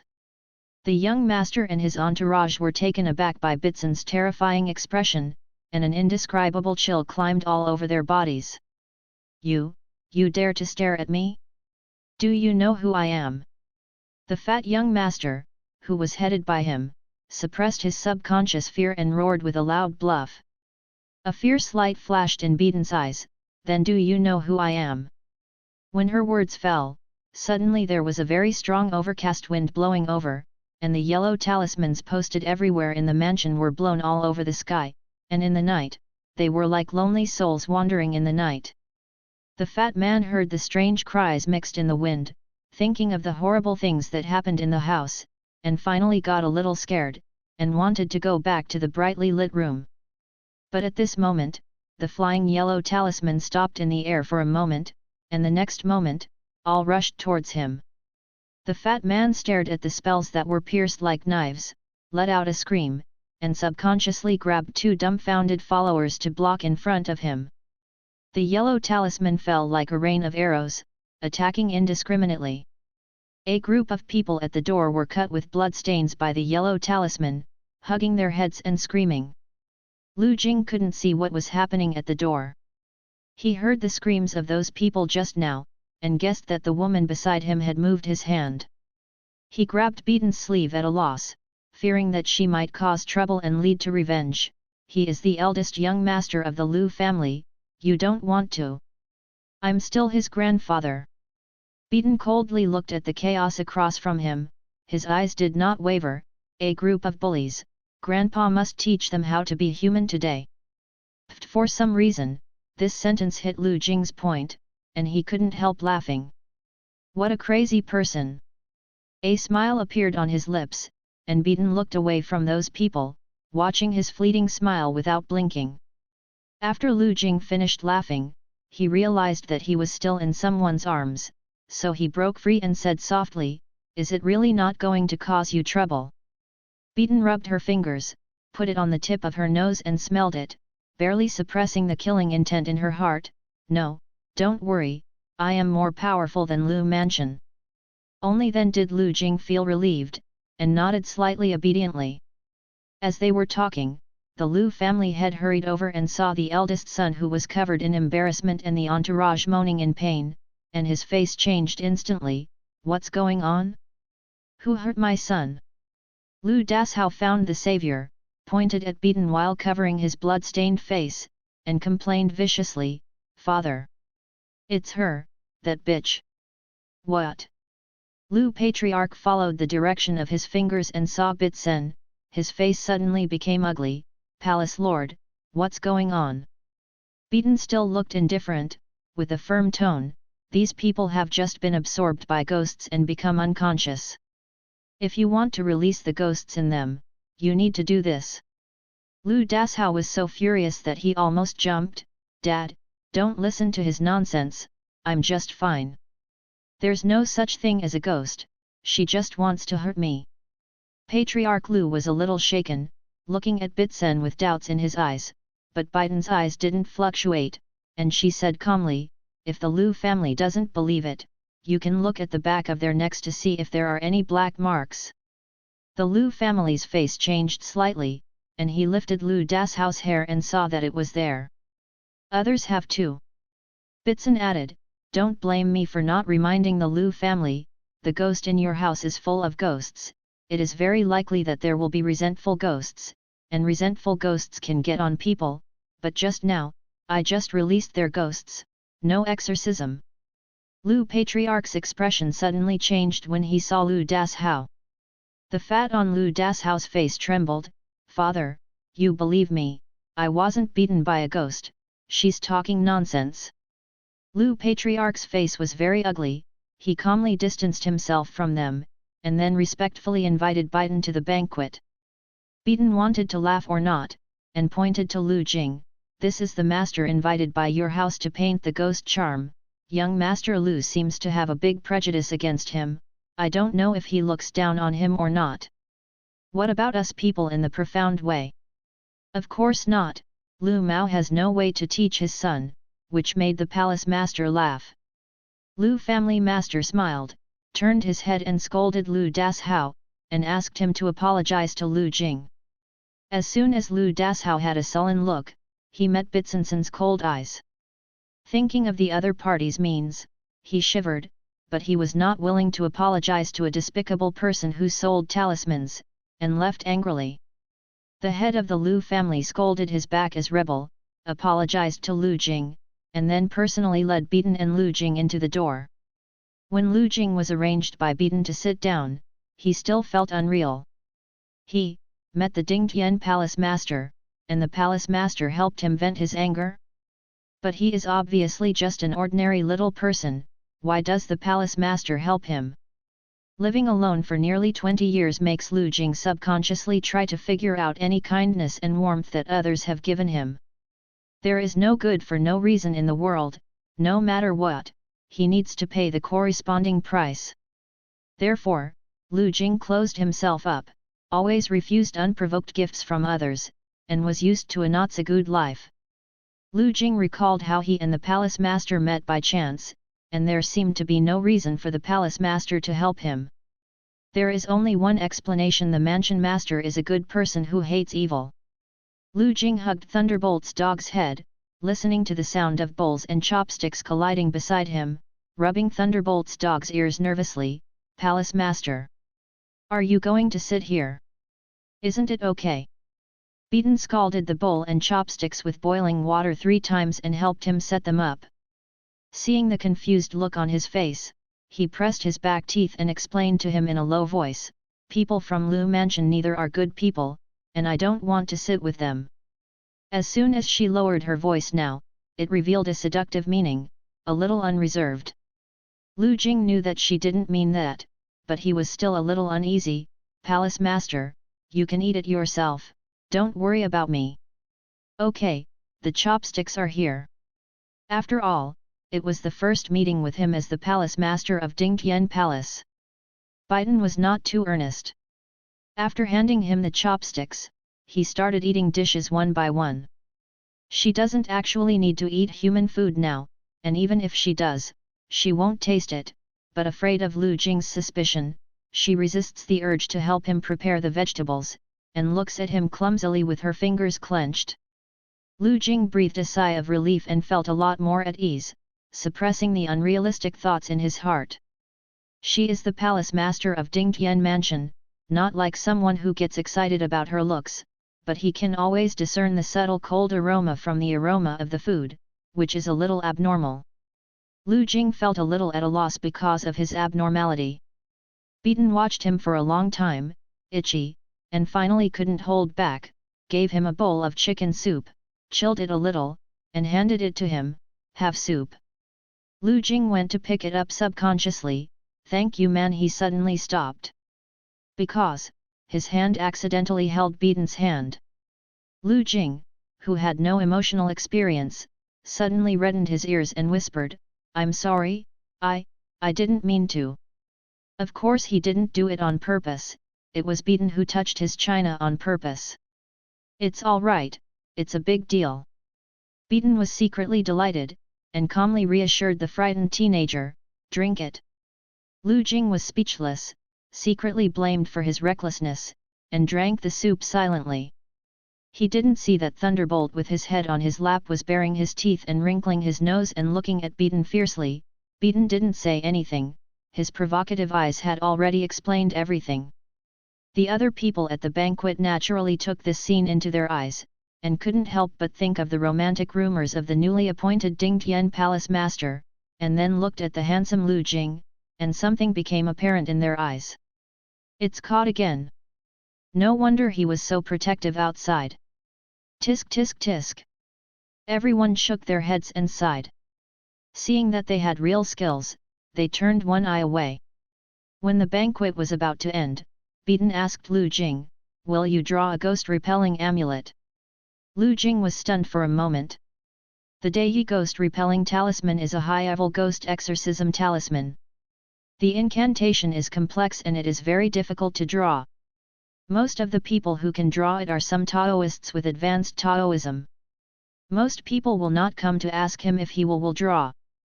But he has practiced ghost exorcism charms for so many years, using them as a necessary means to protect himself, naturally he can draw them. Lu Jing nodded sincerely. Beaton complimented him, that's amazing. Lu Jing grabbed Thunderbolt's long hair, and was a little embarrassed by the praise. How does the Palace Master know that I can draw? Naturally, I saw him draw in a previous life. Beaton explained, you have a very strong spiritual energy in you, which can only be possessed by masters of talisman painting. Lu Jing felt a little embarrassed when he heard the master of drawing talismans. I have only started drawing talismans since I was a child.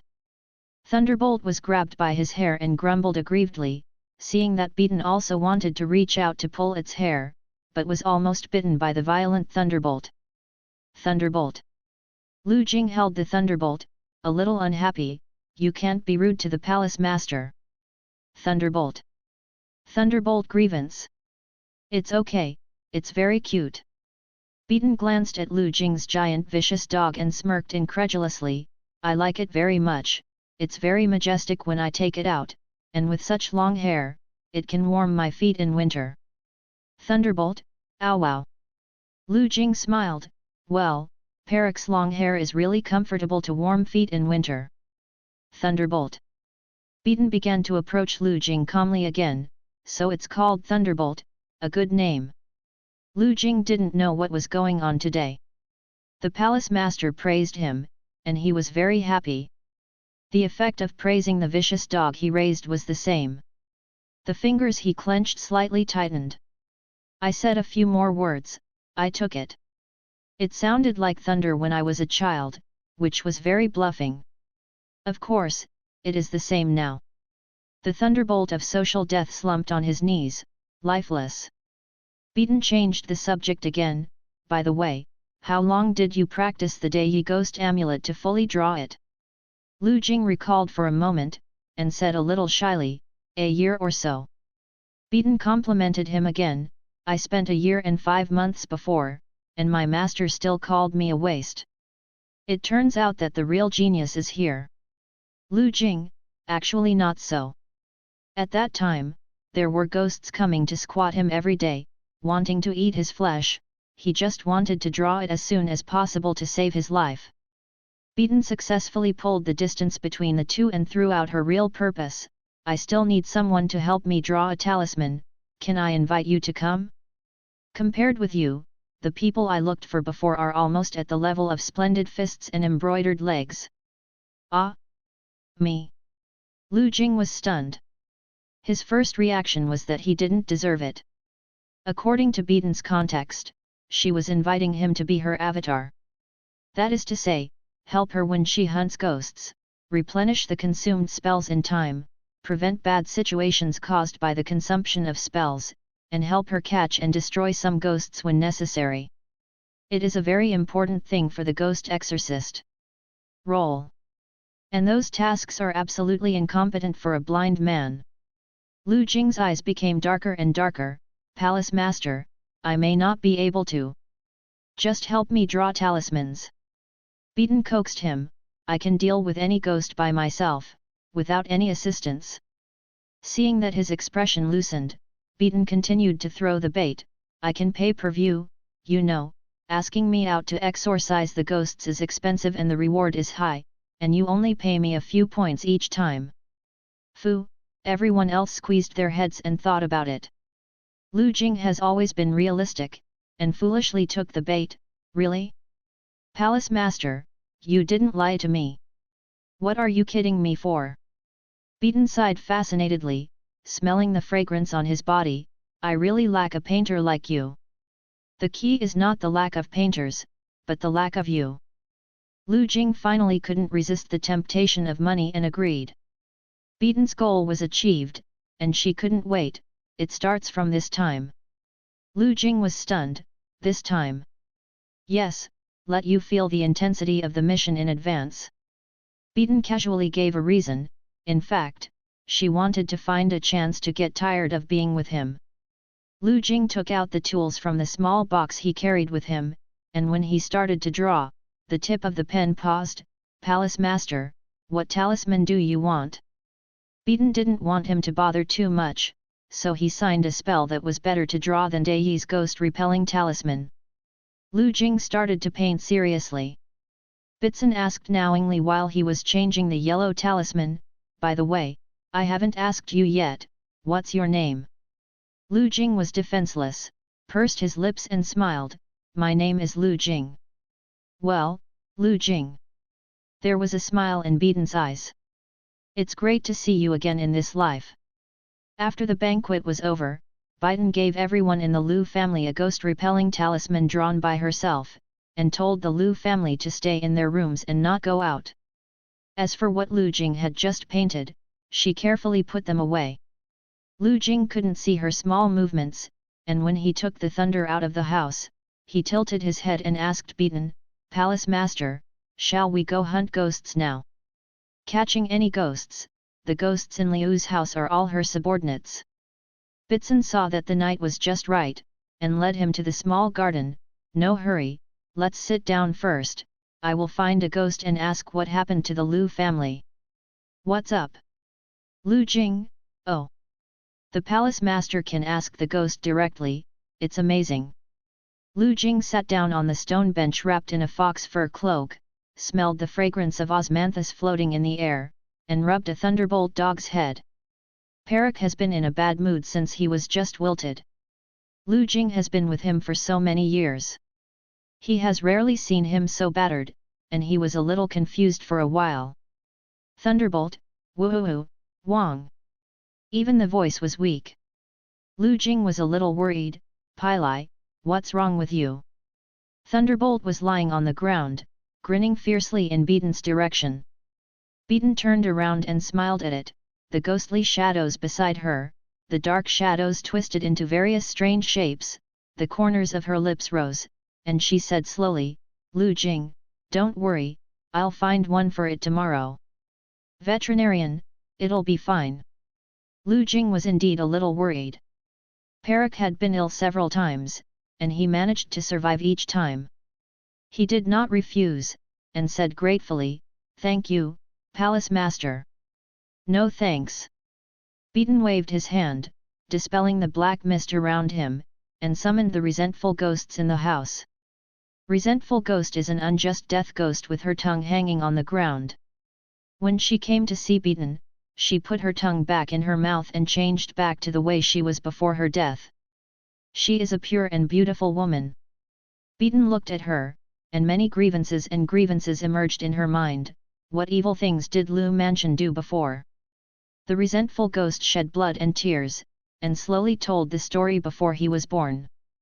The resentful ghost is named Rong Chong, and there is a twin sister, Rong Meng. They were the daughters of a merchant in Chuazhu. They were favored by the Lu family, and their father sold them to the Lu family. Afterwards, they were cultivated by the Lu family master, and they were tortured and tortured. Don't think that this is the worst situation, until the younger sister Rong Meng is going to leave by Lu Ji's eldest son. Rong Chang's eyes showed extreme resentment. This group of pigs and dogs are inferior. They regarded Rong Meng as an item that could be discarded if it broke, so they left her in the mass grave. I didn't know that Rong Meng was dead at the time. I wanted to save my sister by ingratiating myself to the family master Lu. I was hanged by a concubine of the family master Lu, and I didn't know until I died, only then did I know. Rong Chong paused for a long time and could hardly control himself, and after a long time he continued, "We are also making trouble with the original wife of the Lu family. She was killed by that concubine and thrown into the well. There are others in the Lu family. The dead. No matter at any time, this kind of scum still exists." Bitsen nodded, glanced at Lu Jing, who was full of anger, and walked a little further, before saying, "Keep your actions as small as possible, don't leave words behind, and, innocent people can't move, heaven and earth have cause and effect, remember." Rong Chong nodded, "We only move those who killed us. We won't smash your sign. You can rest assured to get along with Lu Gongzi." After Rong Chong left, Lu Jing angrily scolded Lu family master, "Palace master, I didn't expect him to be so human-faced and beast-hearted." Beaton sighed meaningfully, "Lu Jing, no one can look at the surface." Lu Jing opened his mouth and swallowed what he wanted to say. He wanted to tell Beaton not to help the Lu family, but then he thought, he was just a character painter hired by her, what qualifications did he have to ask her to do that? Lu Jing became angrier the more he thought about it. Like Thunderbolt, he was also wilted. Beaton knew what he was thinking, but she couldn't open her mouth to tell him her plans at this time. She was a little annoyed. If she knew this, she shouldn't have let him hear those words just now. Bitsen changed the subject, "Lu Jing, can you draw the Tianyi ghost repelling talisman?" Lu Jing's head, "Palace master, how many do you want?" Beaton, 25. The drawing method of Tianyi exorcism talisman is quite simple. Lu Jing concentrates on drawing the talisman. Beaton was lying on the corner of the stone table, tilted her head and looked at him for a moment, then picked up a talisman he had drawn and smelled it. "Well, there is a scent on him. Want to eat?" Beaton didn't know what the smell on Lu Jing was. She couldn't eat Lu Jing.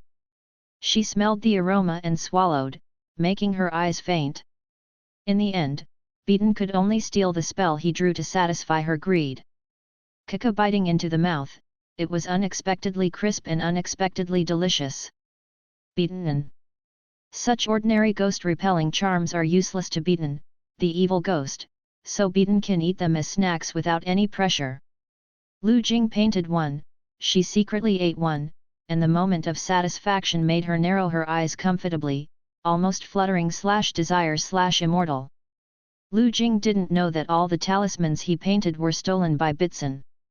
After painting, he touched none of them, and others were confused. Where's my talisman? Beaton gave him a guilty look. The wind is a bit strong, I'm afraid they will be blown away by the wind, so I'll put them away for you first. It was indeed windy tonight, and Lu Jing could not have imagined that Beaton was a ferocious ghost who could only eat ghost charms, so he nodded without doubt. The only one who saw all this was Thunderbolt. Thunderbolt cheered up and barked at Beaton, "Ow wow!" Lu Jing didn't understand what it meant, but was pleasantly surprised. "Pai Lai, are you okay? You scared me to death just now." He rubbed the dog's head, and looked at Beaton with a confident look, and became depressed again. Beaton pressed down the corners of her curved lips. "Let's go to the backyard first." Lu Jing agreed unsuspectingly. Beaton deliberately chose the worst road, and when Lu Jing walked crookedly and was about to fall, she logically supported him, and made a high-sounding excuse, "This road is too bad, there is a lake next to it, etc. It's not good to slide down for a while, let me hold you."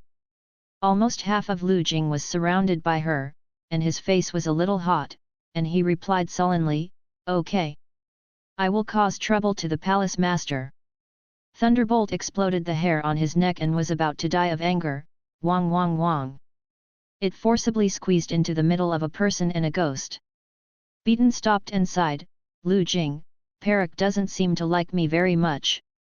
Lu Jing quickly explained to his vicious dog, "It treats strangers like this. After getting along for a long time, it will be very close to relatives." Beaton, "Oh, he's so cute, I'm sure he's a good dog." Thunderbolt. As Beaton said, she supported Lu Jing and walked forward, leaving Thunderbolt behind. Beaton is very good at bringing up topics. She knows what Lu Jing cares about most, and what he is more sensitive to, how to praise him for his ability to tug at his heartstrings, so her words are like honey, especially sweet. Lu Jing shared with her some things about Perak's childhood, and the atmosphere was very good for a while. Lu Jing hadn't been so relaxed when talking to people for a long time. He was a bit simple, and his affection for Beaton soared rapidly, and the angle of the corner of his lips never fell. This section of the road seemed to be much shorter, as if they had only walked for a short distance, and they had reached the end of the road. Lu Jing was still a little lost when Beaton let him go. This means the pleasant chat is coming to an end. He originally wanted to tell her about the time when Pai Lai was changing his hair. Fortunately, Beaton said, "We'll talk about molting when I come out." Well, Lu Jing said in his heart that it was impossible to be happy. "Do you need me to help?" "Beaton is here to supervise those ghosts." "Where do you need his help?" She thought for a while, and seeing the look he was expecting, she said, "Then you can draw a barrier here and help me create a barrier." "Okay." Lu Jing began to draw obediently. He was drawing his talisman, and Beaton was drawing her own. She was afraid that after she entered, the ghosts in the house would come to provoke her Lu Jing, so she simply set up a bigger barrier to cover Lu Jing. Lu Jing didn't notice, he drew a talisman in the air, and Pai Lai stood by his side. Seeing that the bad woman finally left, the blown-up hair slowly returned to normal. "Ow!" It let out a mighty bark proudly. Beaton strode into the room, the ground was already splattered with blood, she walked along the blood, and went inside, and saw Rong Chong and another water ghost fighting over a woman with scars. "Rong Chong, she hanged me. I should hang her." "Water ghost, she pushed me into a well and drowned. I should drown her." At this time, more ghosts floated in from the window. "No. She killed us, let us kill her." For a time, all the ghosts huddled together, and the woman was left aside, but the ghosts were no longer in charge. The woman was covered in blood, and she wasn't dead yet. When she saw Beaton, she looked like she had seen a savior, her eyes burst with hope, and she stretched out her hand to Beaton, "Save me." This woman was the concubine who hanged Rong Chong. She was ruthless. Besides Rong Chong, she had killed many innocent girls. She also killed the first wife of the Lu family, and now she has been proposed as a wife. Beaton stepped forward, under her stunned and frightened eyes, stepped on her fingers, and crushed her a few times, frowning, "Don't make any noise." The ghosts who were rolling into a ball suddenly stopped their movements. One person cuts 5 knives. Beaton took out a lighted knife from the universe in his sleeve and threw it to the ghosts. The female ghosts looked at each other, and I don't know who was the first to hold the handle of the knife and look fiercely at the frightened woman on the ground, slowly approaching her. "No. You can't kill me. Damn it, why are you helping a group of ghosts? Aren't you human?" The woman looked at the familiar ghosts in horror and screamed with a trembling voice. "I'm really not." Beaton showed a warm smile, looking rather strange. It didn't take long for the woman's screams to sound. Beaton thought she was noisy, so she put a barrier on her to cut off her voice. The ground quickly dripped with blood, slowly flowing to Beaton's feet. The woman who was still screaming and cursing just now had turned into bright red lumps. The ghosts watched all this happily, their great revenge was avenged, their resentment was over, and their figures gradually dissipated. However, the matter wasn't over yet. Beaton grabbed the corpse in the air and detained a strand of soul. "It is the soul of the woman who just died." As soon as it was caught by Beaton, it rushed outside, and Beaton followed unhurriedly, and as expected, saw it hit the barrier under Lu Jingbu.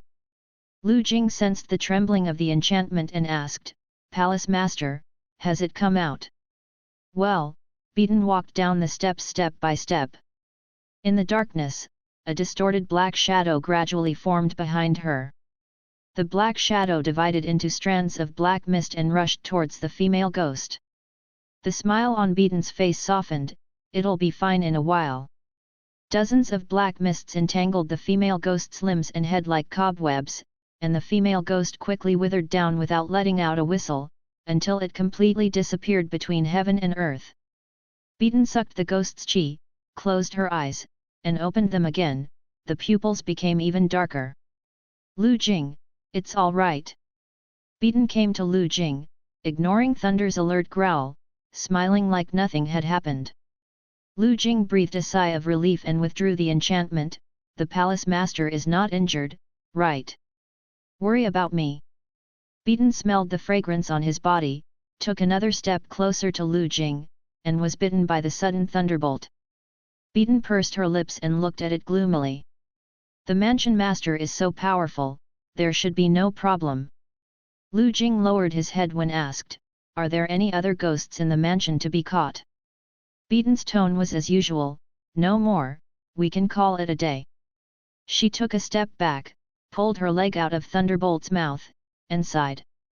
At this moment, a figure staggered out of Mrs. Liu's room. With an unnatural smile on her face, Mrs. Liu said to Beaton, "Palace Master, stay, thank you very much today, a little respect, nothing to worry about."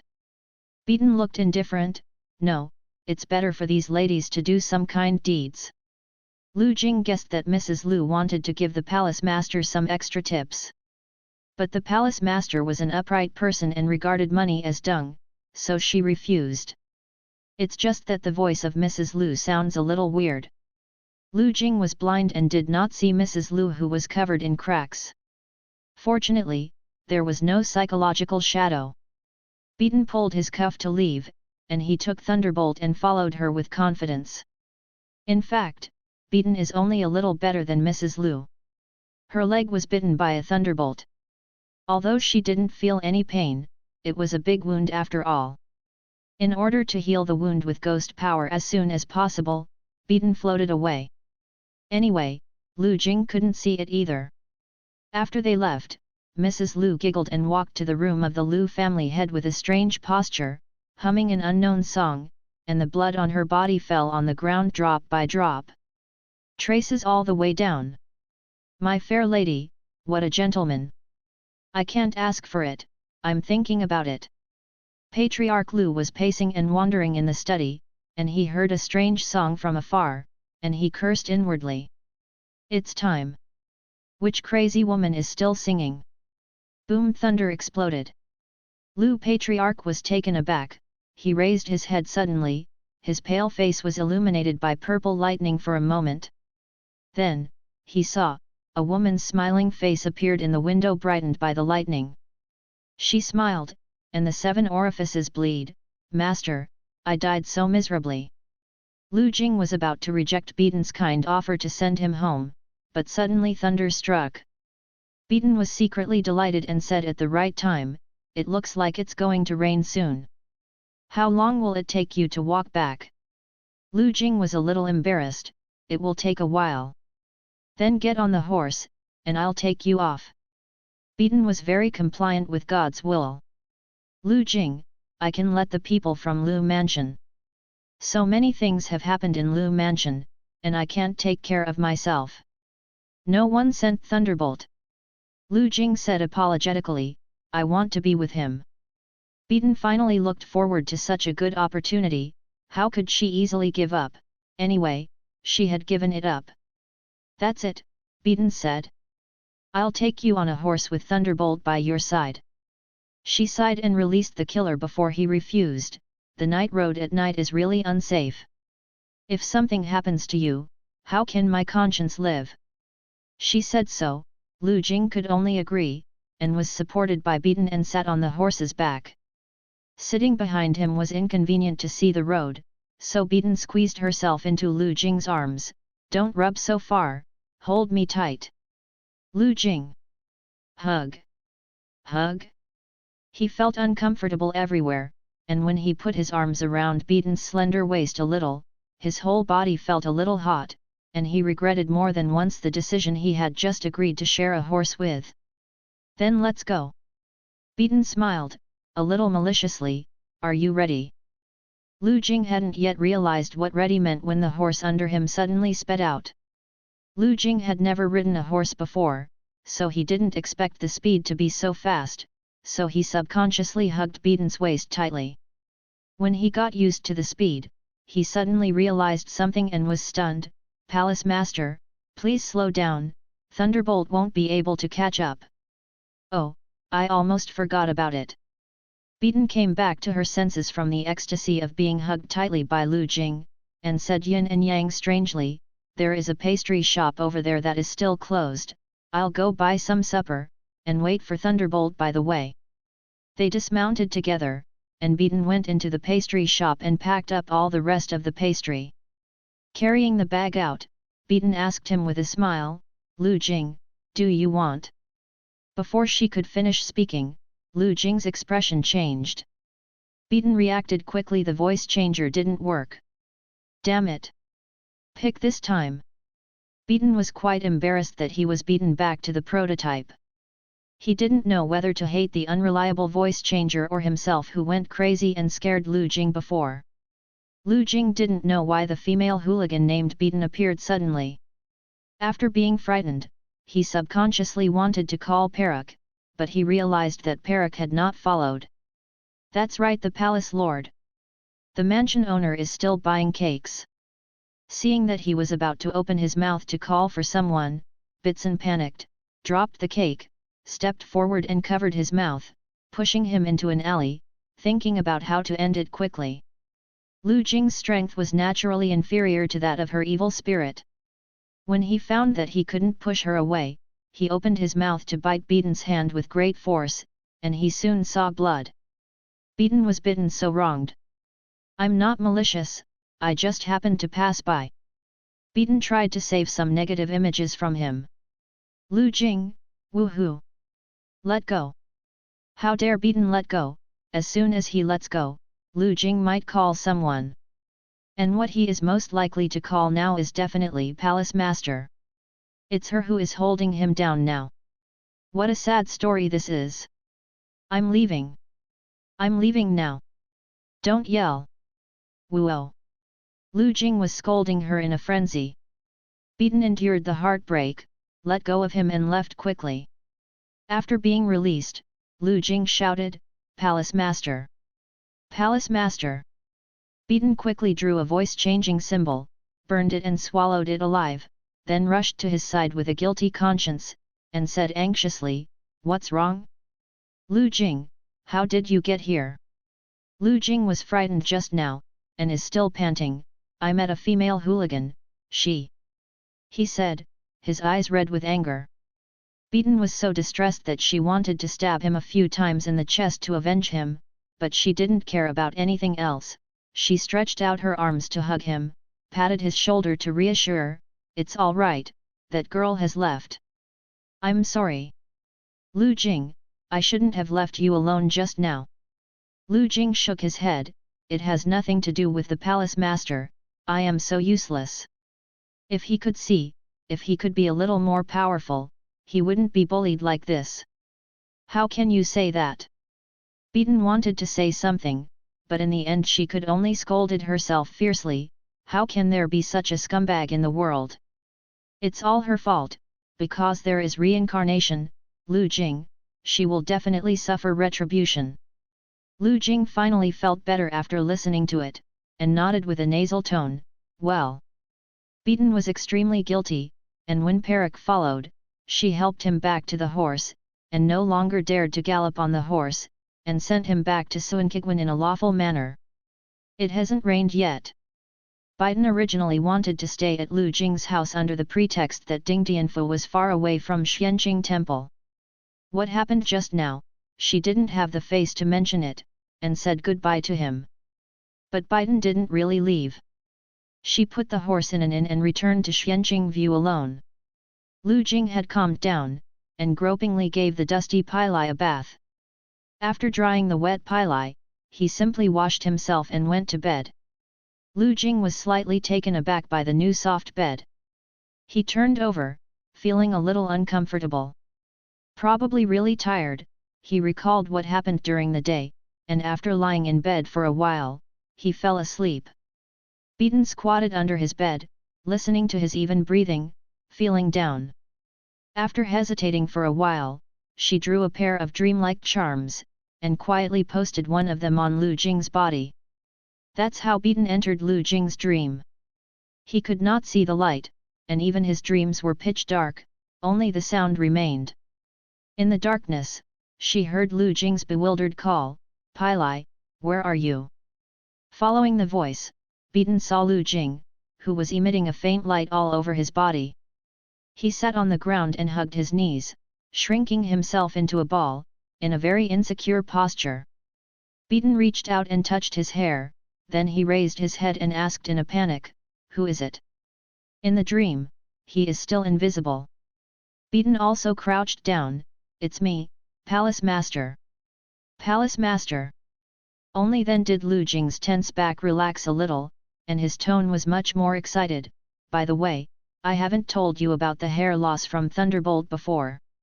After listening to him patiently, Beaten reached out and touched his fingers, "Lu Jing."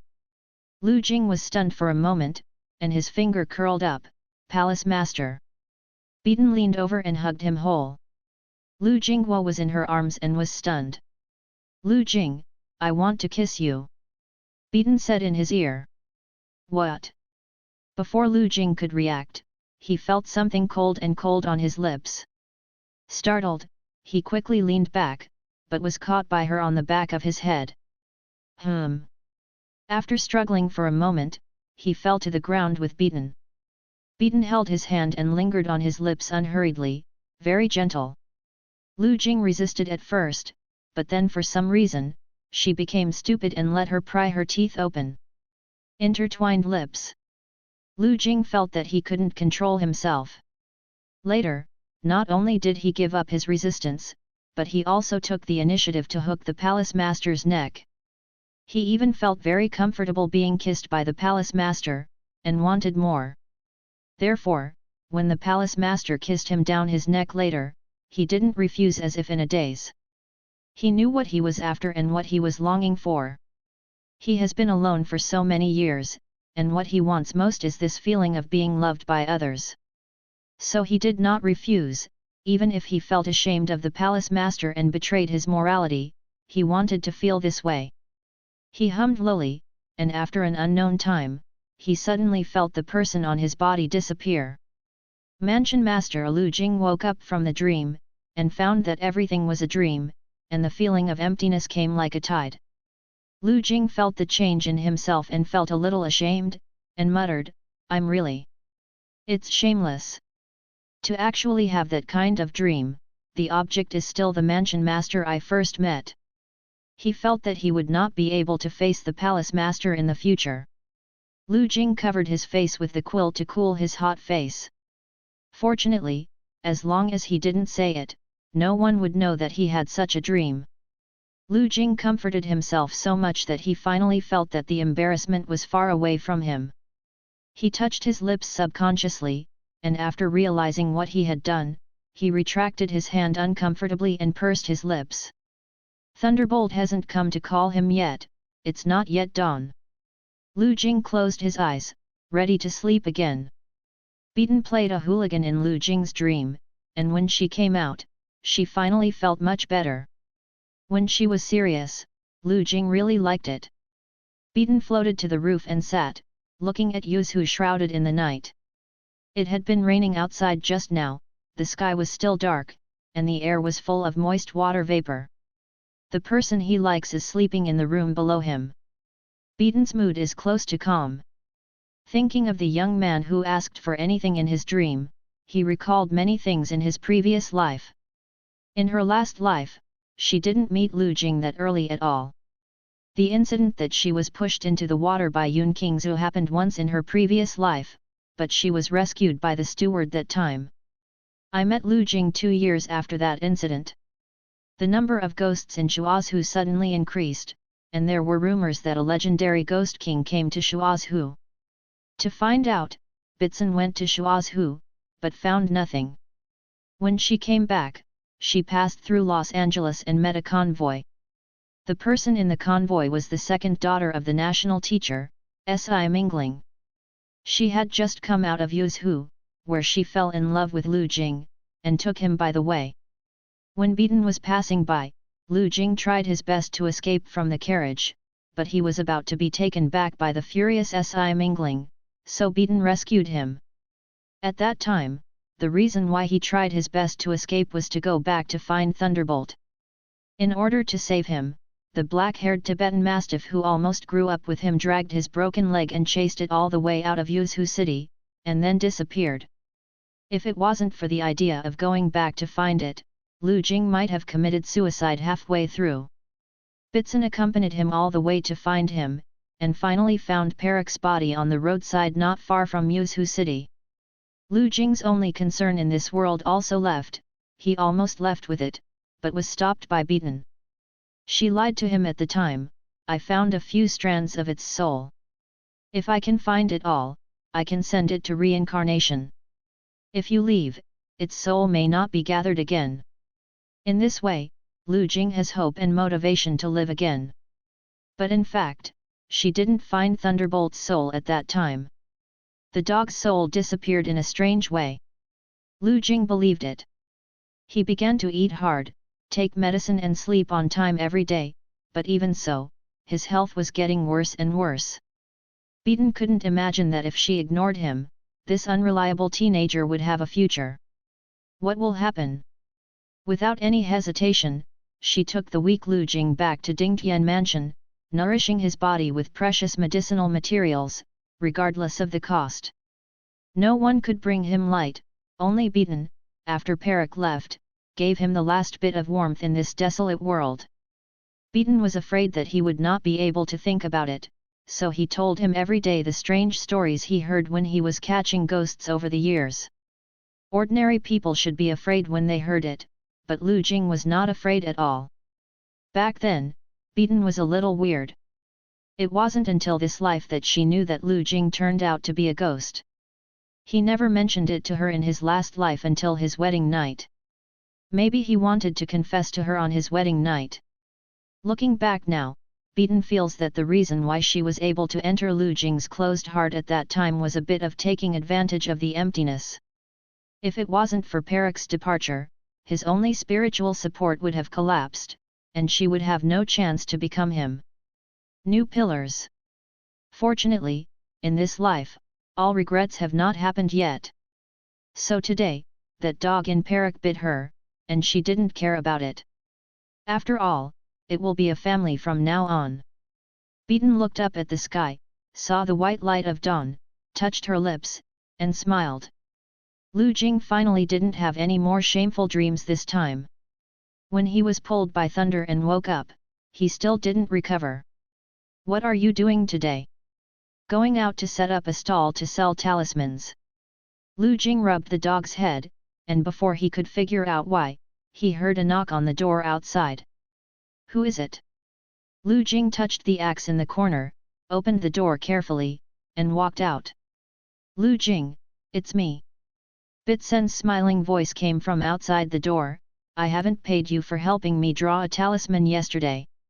I'll be right here. Lu Jing relaxed immediately, put down the axe, and opened the door bolt. Have you eaten breakfast yet? I brought you breakfast. It was the first time Beaten came in from the door openly, and it felt quite strange.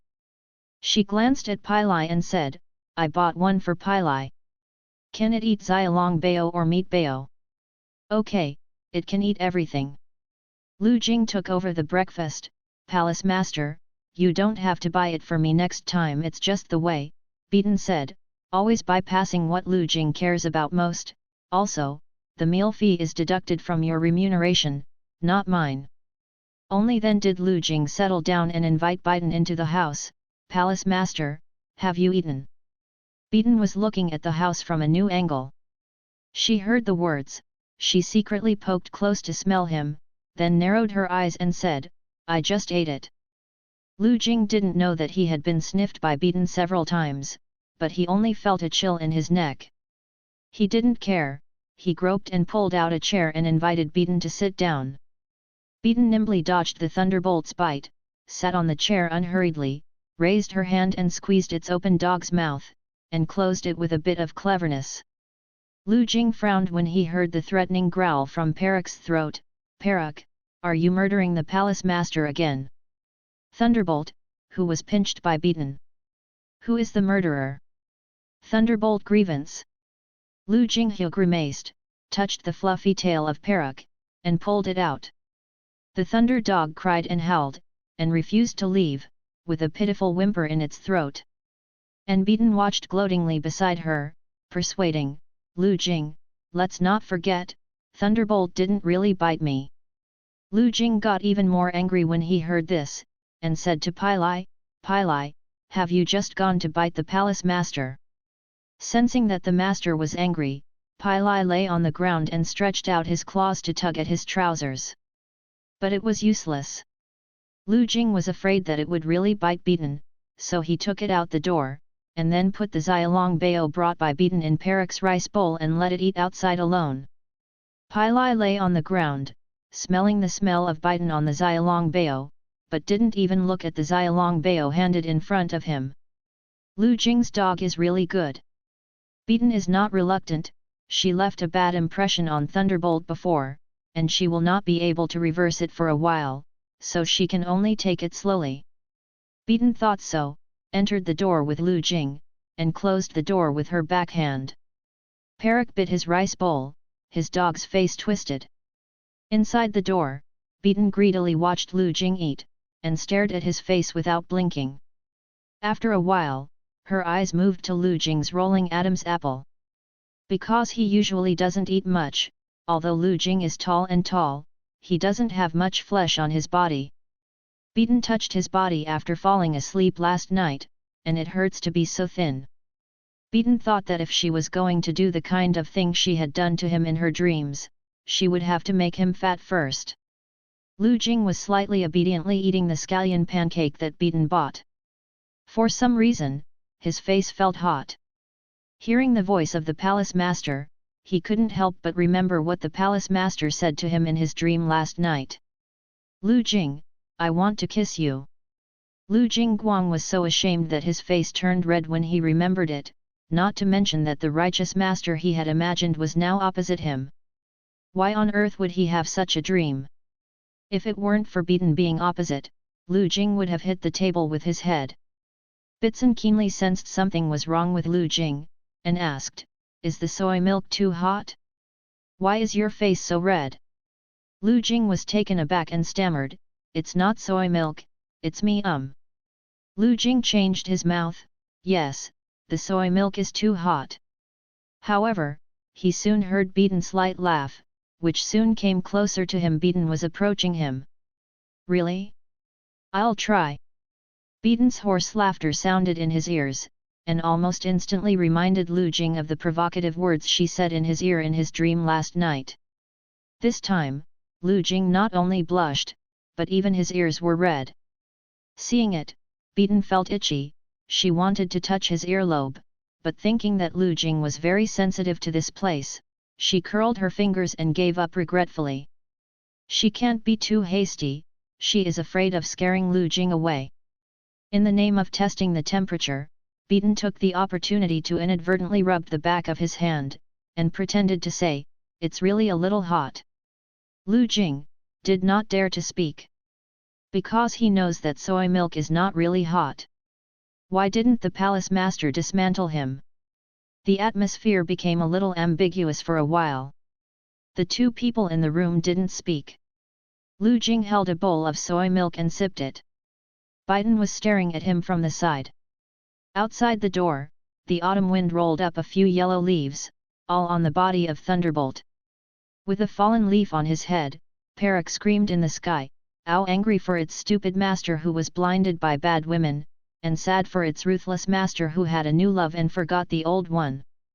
Sad for its misfortune, anger for its indisputable. After an unknown amount of time, that bad woman and that stupid master finally came out. Thunderbolt refreshed. Standing up, shaking the hair all over his body, he let out a mighty shout, "Wow!"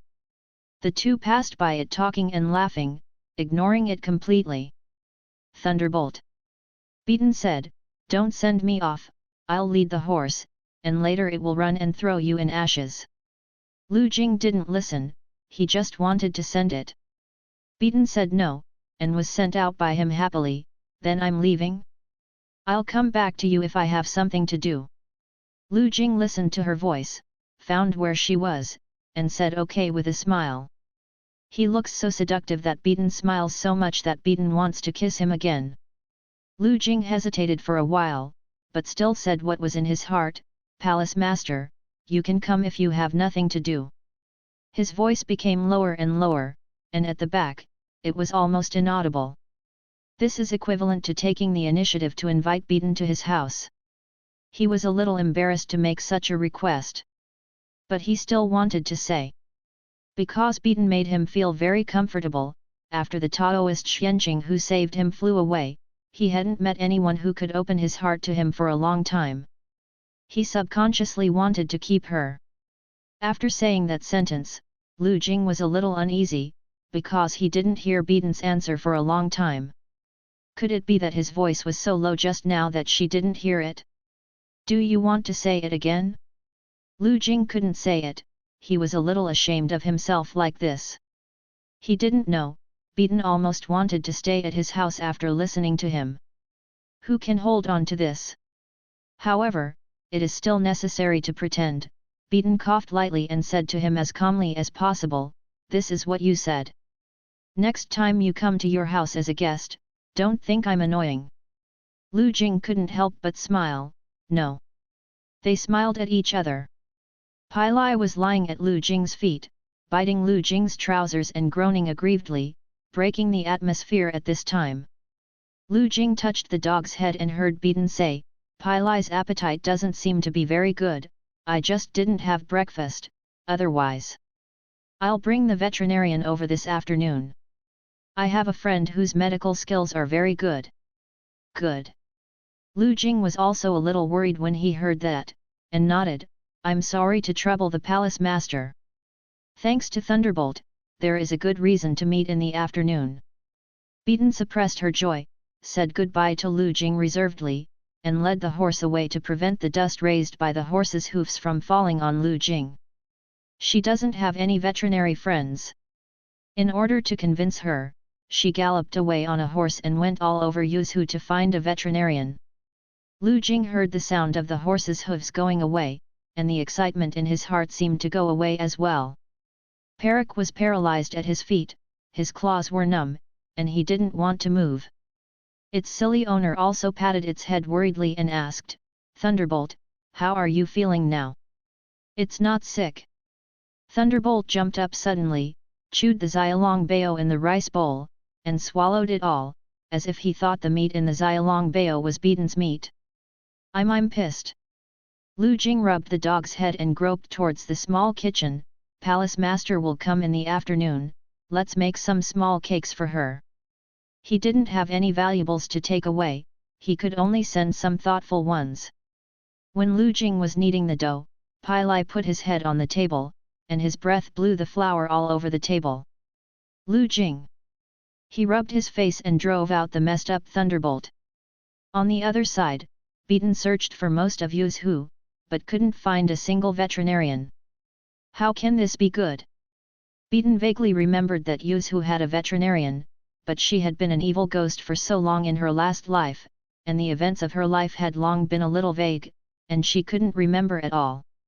She was worried when she came in from Zhu and sent a message, "Palace Master, the Patriarch is looking for you." Patriarch? Beaton's eyes darkened. "Yes, in this life, the Patriarch has not died. Did you say what happened?" "It seems to be." Kong Zhu looked around shyly, leaned into Bitson's ear and said, "It seems that someone has come from the imperial capital." "Who is it?" "I don't know." Beaton recalled for a long time, but did not find the plot of the arrival of the imperial capital from his memory. At this time in the last life, the imperial capital had not sent anyone to Yu's Hu. Could it be that her rebirth changed something that happened in this life?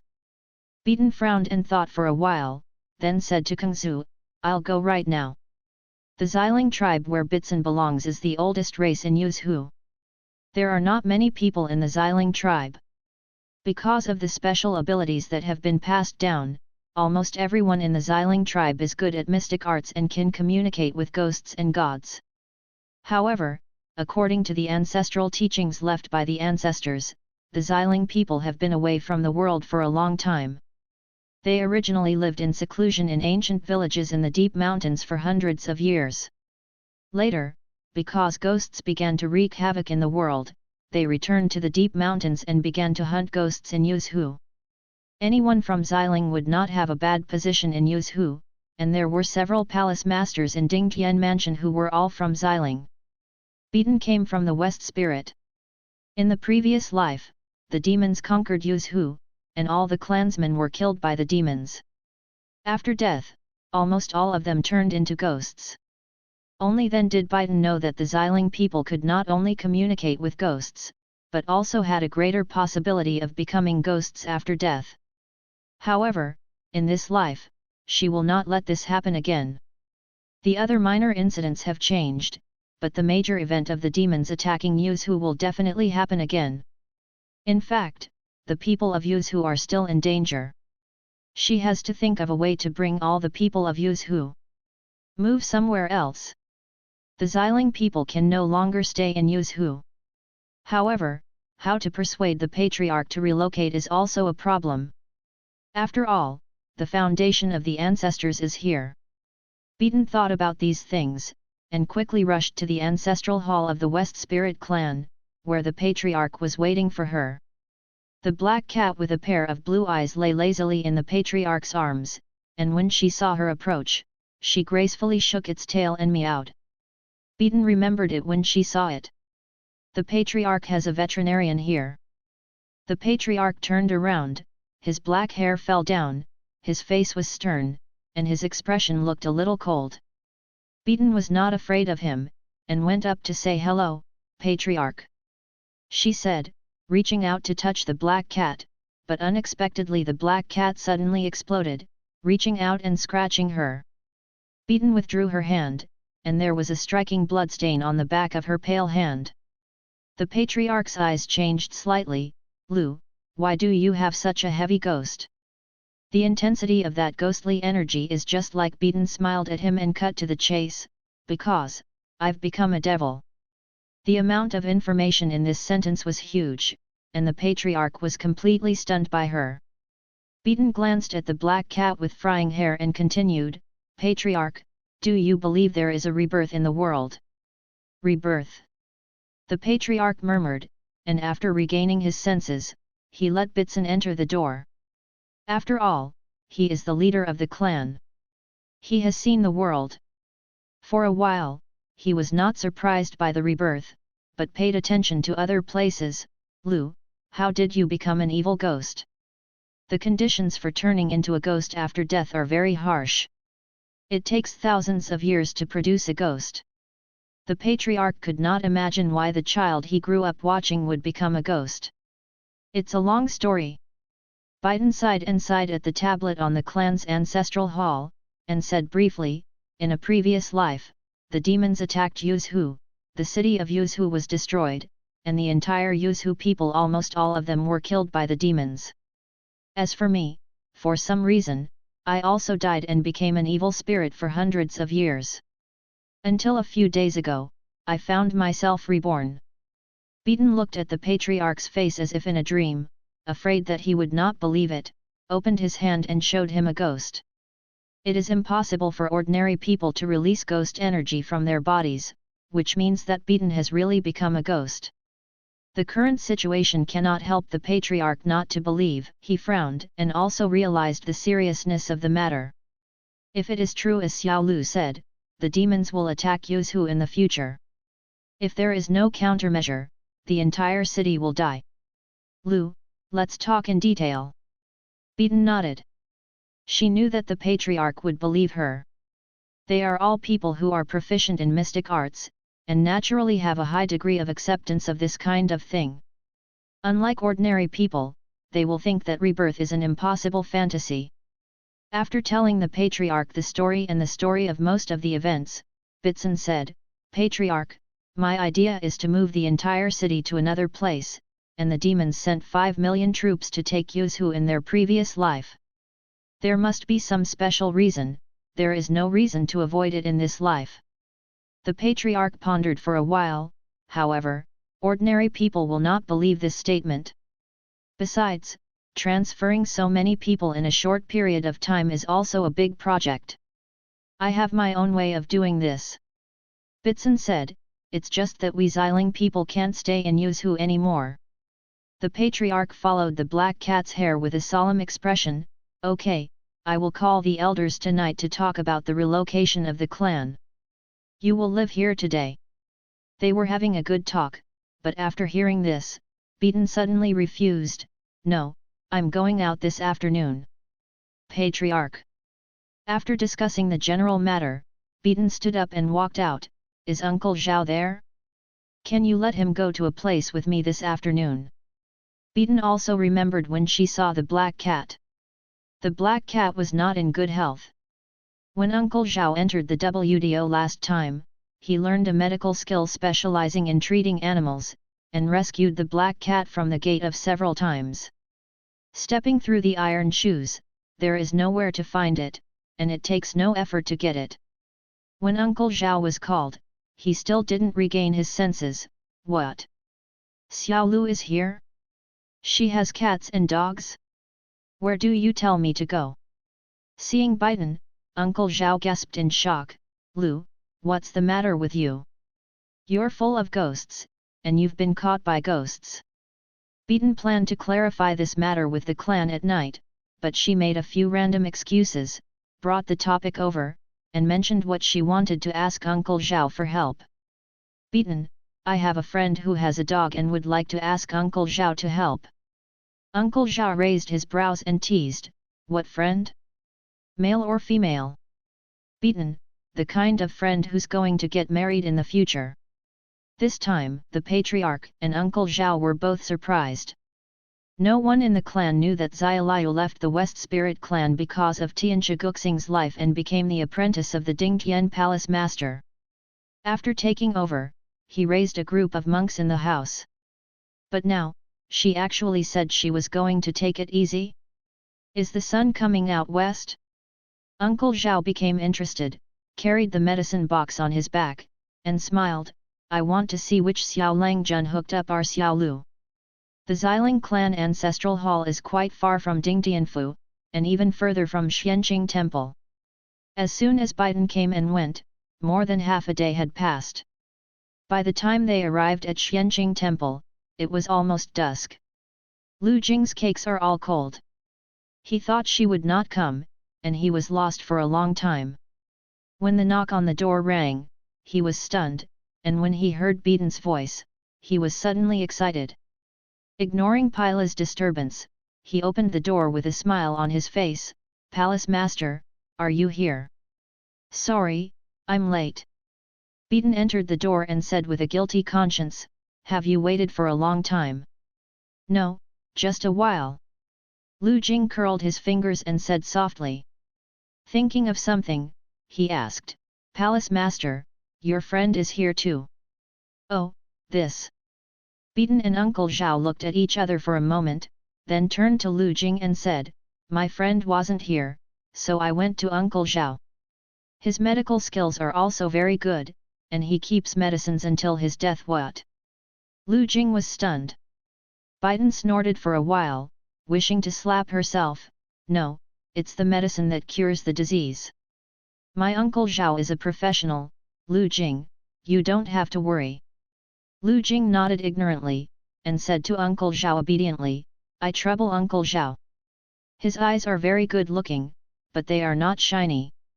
Uncle Zhao looked at him for a while and found that Xiao Lang Jun, whom Xiao Lu likes, is good looking, but he doesn't seem to be able to see it. In this world, survival is not easy, let alone a blind teenager. What a poor boy. "Uncle Zhao, it's okay, it's just a trivial matter. Yo, this is the thunderbolt that Xiao Lu mentioned, it's really majestic. I'll show it to it." Uncle Zhao felt Beaton's ghostly energy, and Pai Lai smelled it, and was very displeased with Uncle Zhao. But when Uncle Zhao was studying medicine, he had a lot of experience on how to get the favor of animals. After all, Thunderbolt didn't grin at him. Lu Jing was a little embarrassed. For some unknown reason, Thunderbolt has been very irritable with strangers these days. It wasn't like this before. Uncle Zhao glanced at Beaton and found that her eyes were almost glued to this little man. "Fortunately, Xiao Lang Jun couldn't see it, otherwise I would be scared away by her." Uncle Zhao sighed and used a small ball made of cowhide to coax Thunderbolt away, leaving a space for the two of them to be alone. Lu Jing remembered something, and went back to the room to bring out the steamed pastries. "This is a dessert I made myself, and there is nothing to repay the palace master and Uncle Zhao, just a little thought." Beaton cherished the pastries in her arms and took a deep breath. Did not hear anything. She had become a ghost, unable to taste or smell. Beaton was lost for a moment. Lu Jing said, "It's just a little cold." Beaton said firmly, "It doesn't matter, I just like to eat cold." "All right." Lu Jing was quiet for a while, feeling a little happy. He couldn't see what Beaton was doing now, he could only tell by the sound. Soon, he discovered that the palace lord didn't seem to have eaten the cakes he made. "Don't like it?" Lu Jing guessed wildly in his heart. He always thought about things in a bad direction, and was a little discouraged for a while. It happened that Beaton sighed at this time, "It's too fragrant, I'm reluctant to eat it, even if I eat 3 at a time, it will be finished in 2 days." "That's right." Lu Jing answered naturally, "As long as the palace master wants, I can do a little bit every day." Beaton smiled and said, "Then it's settled."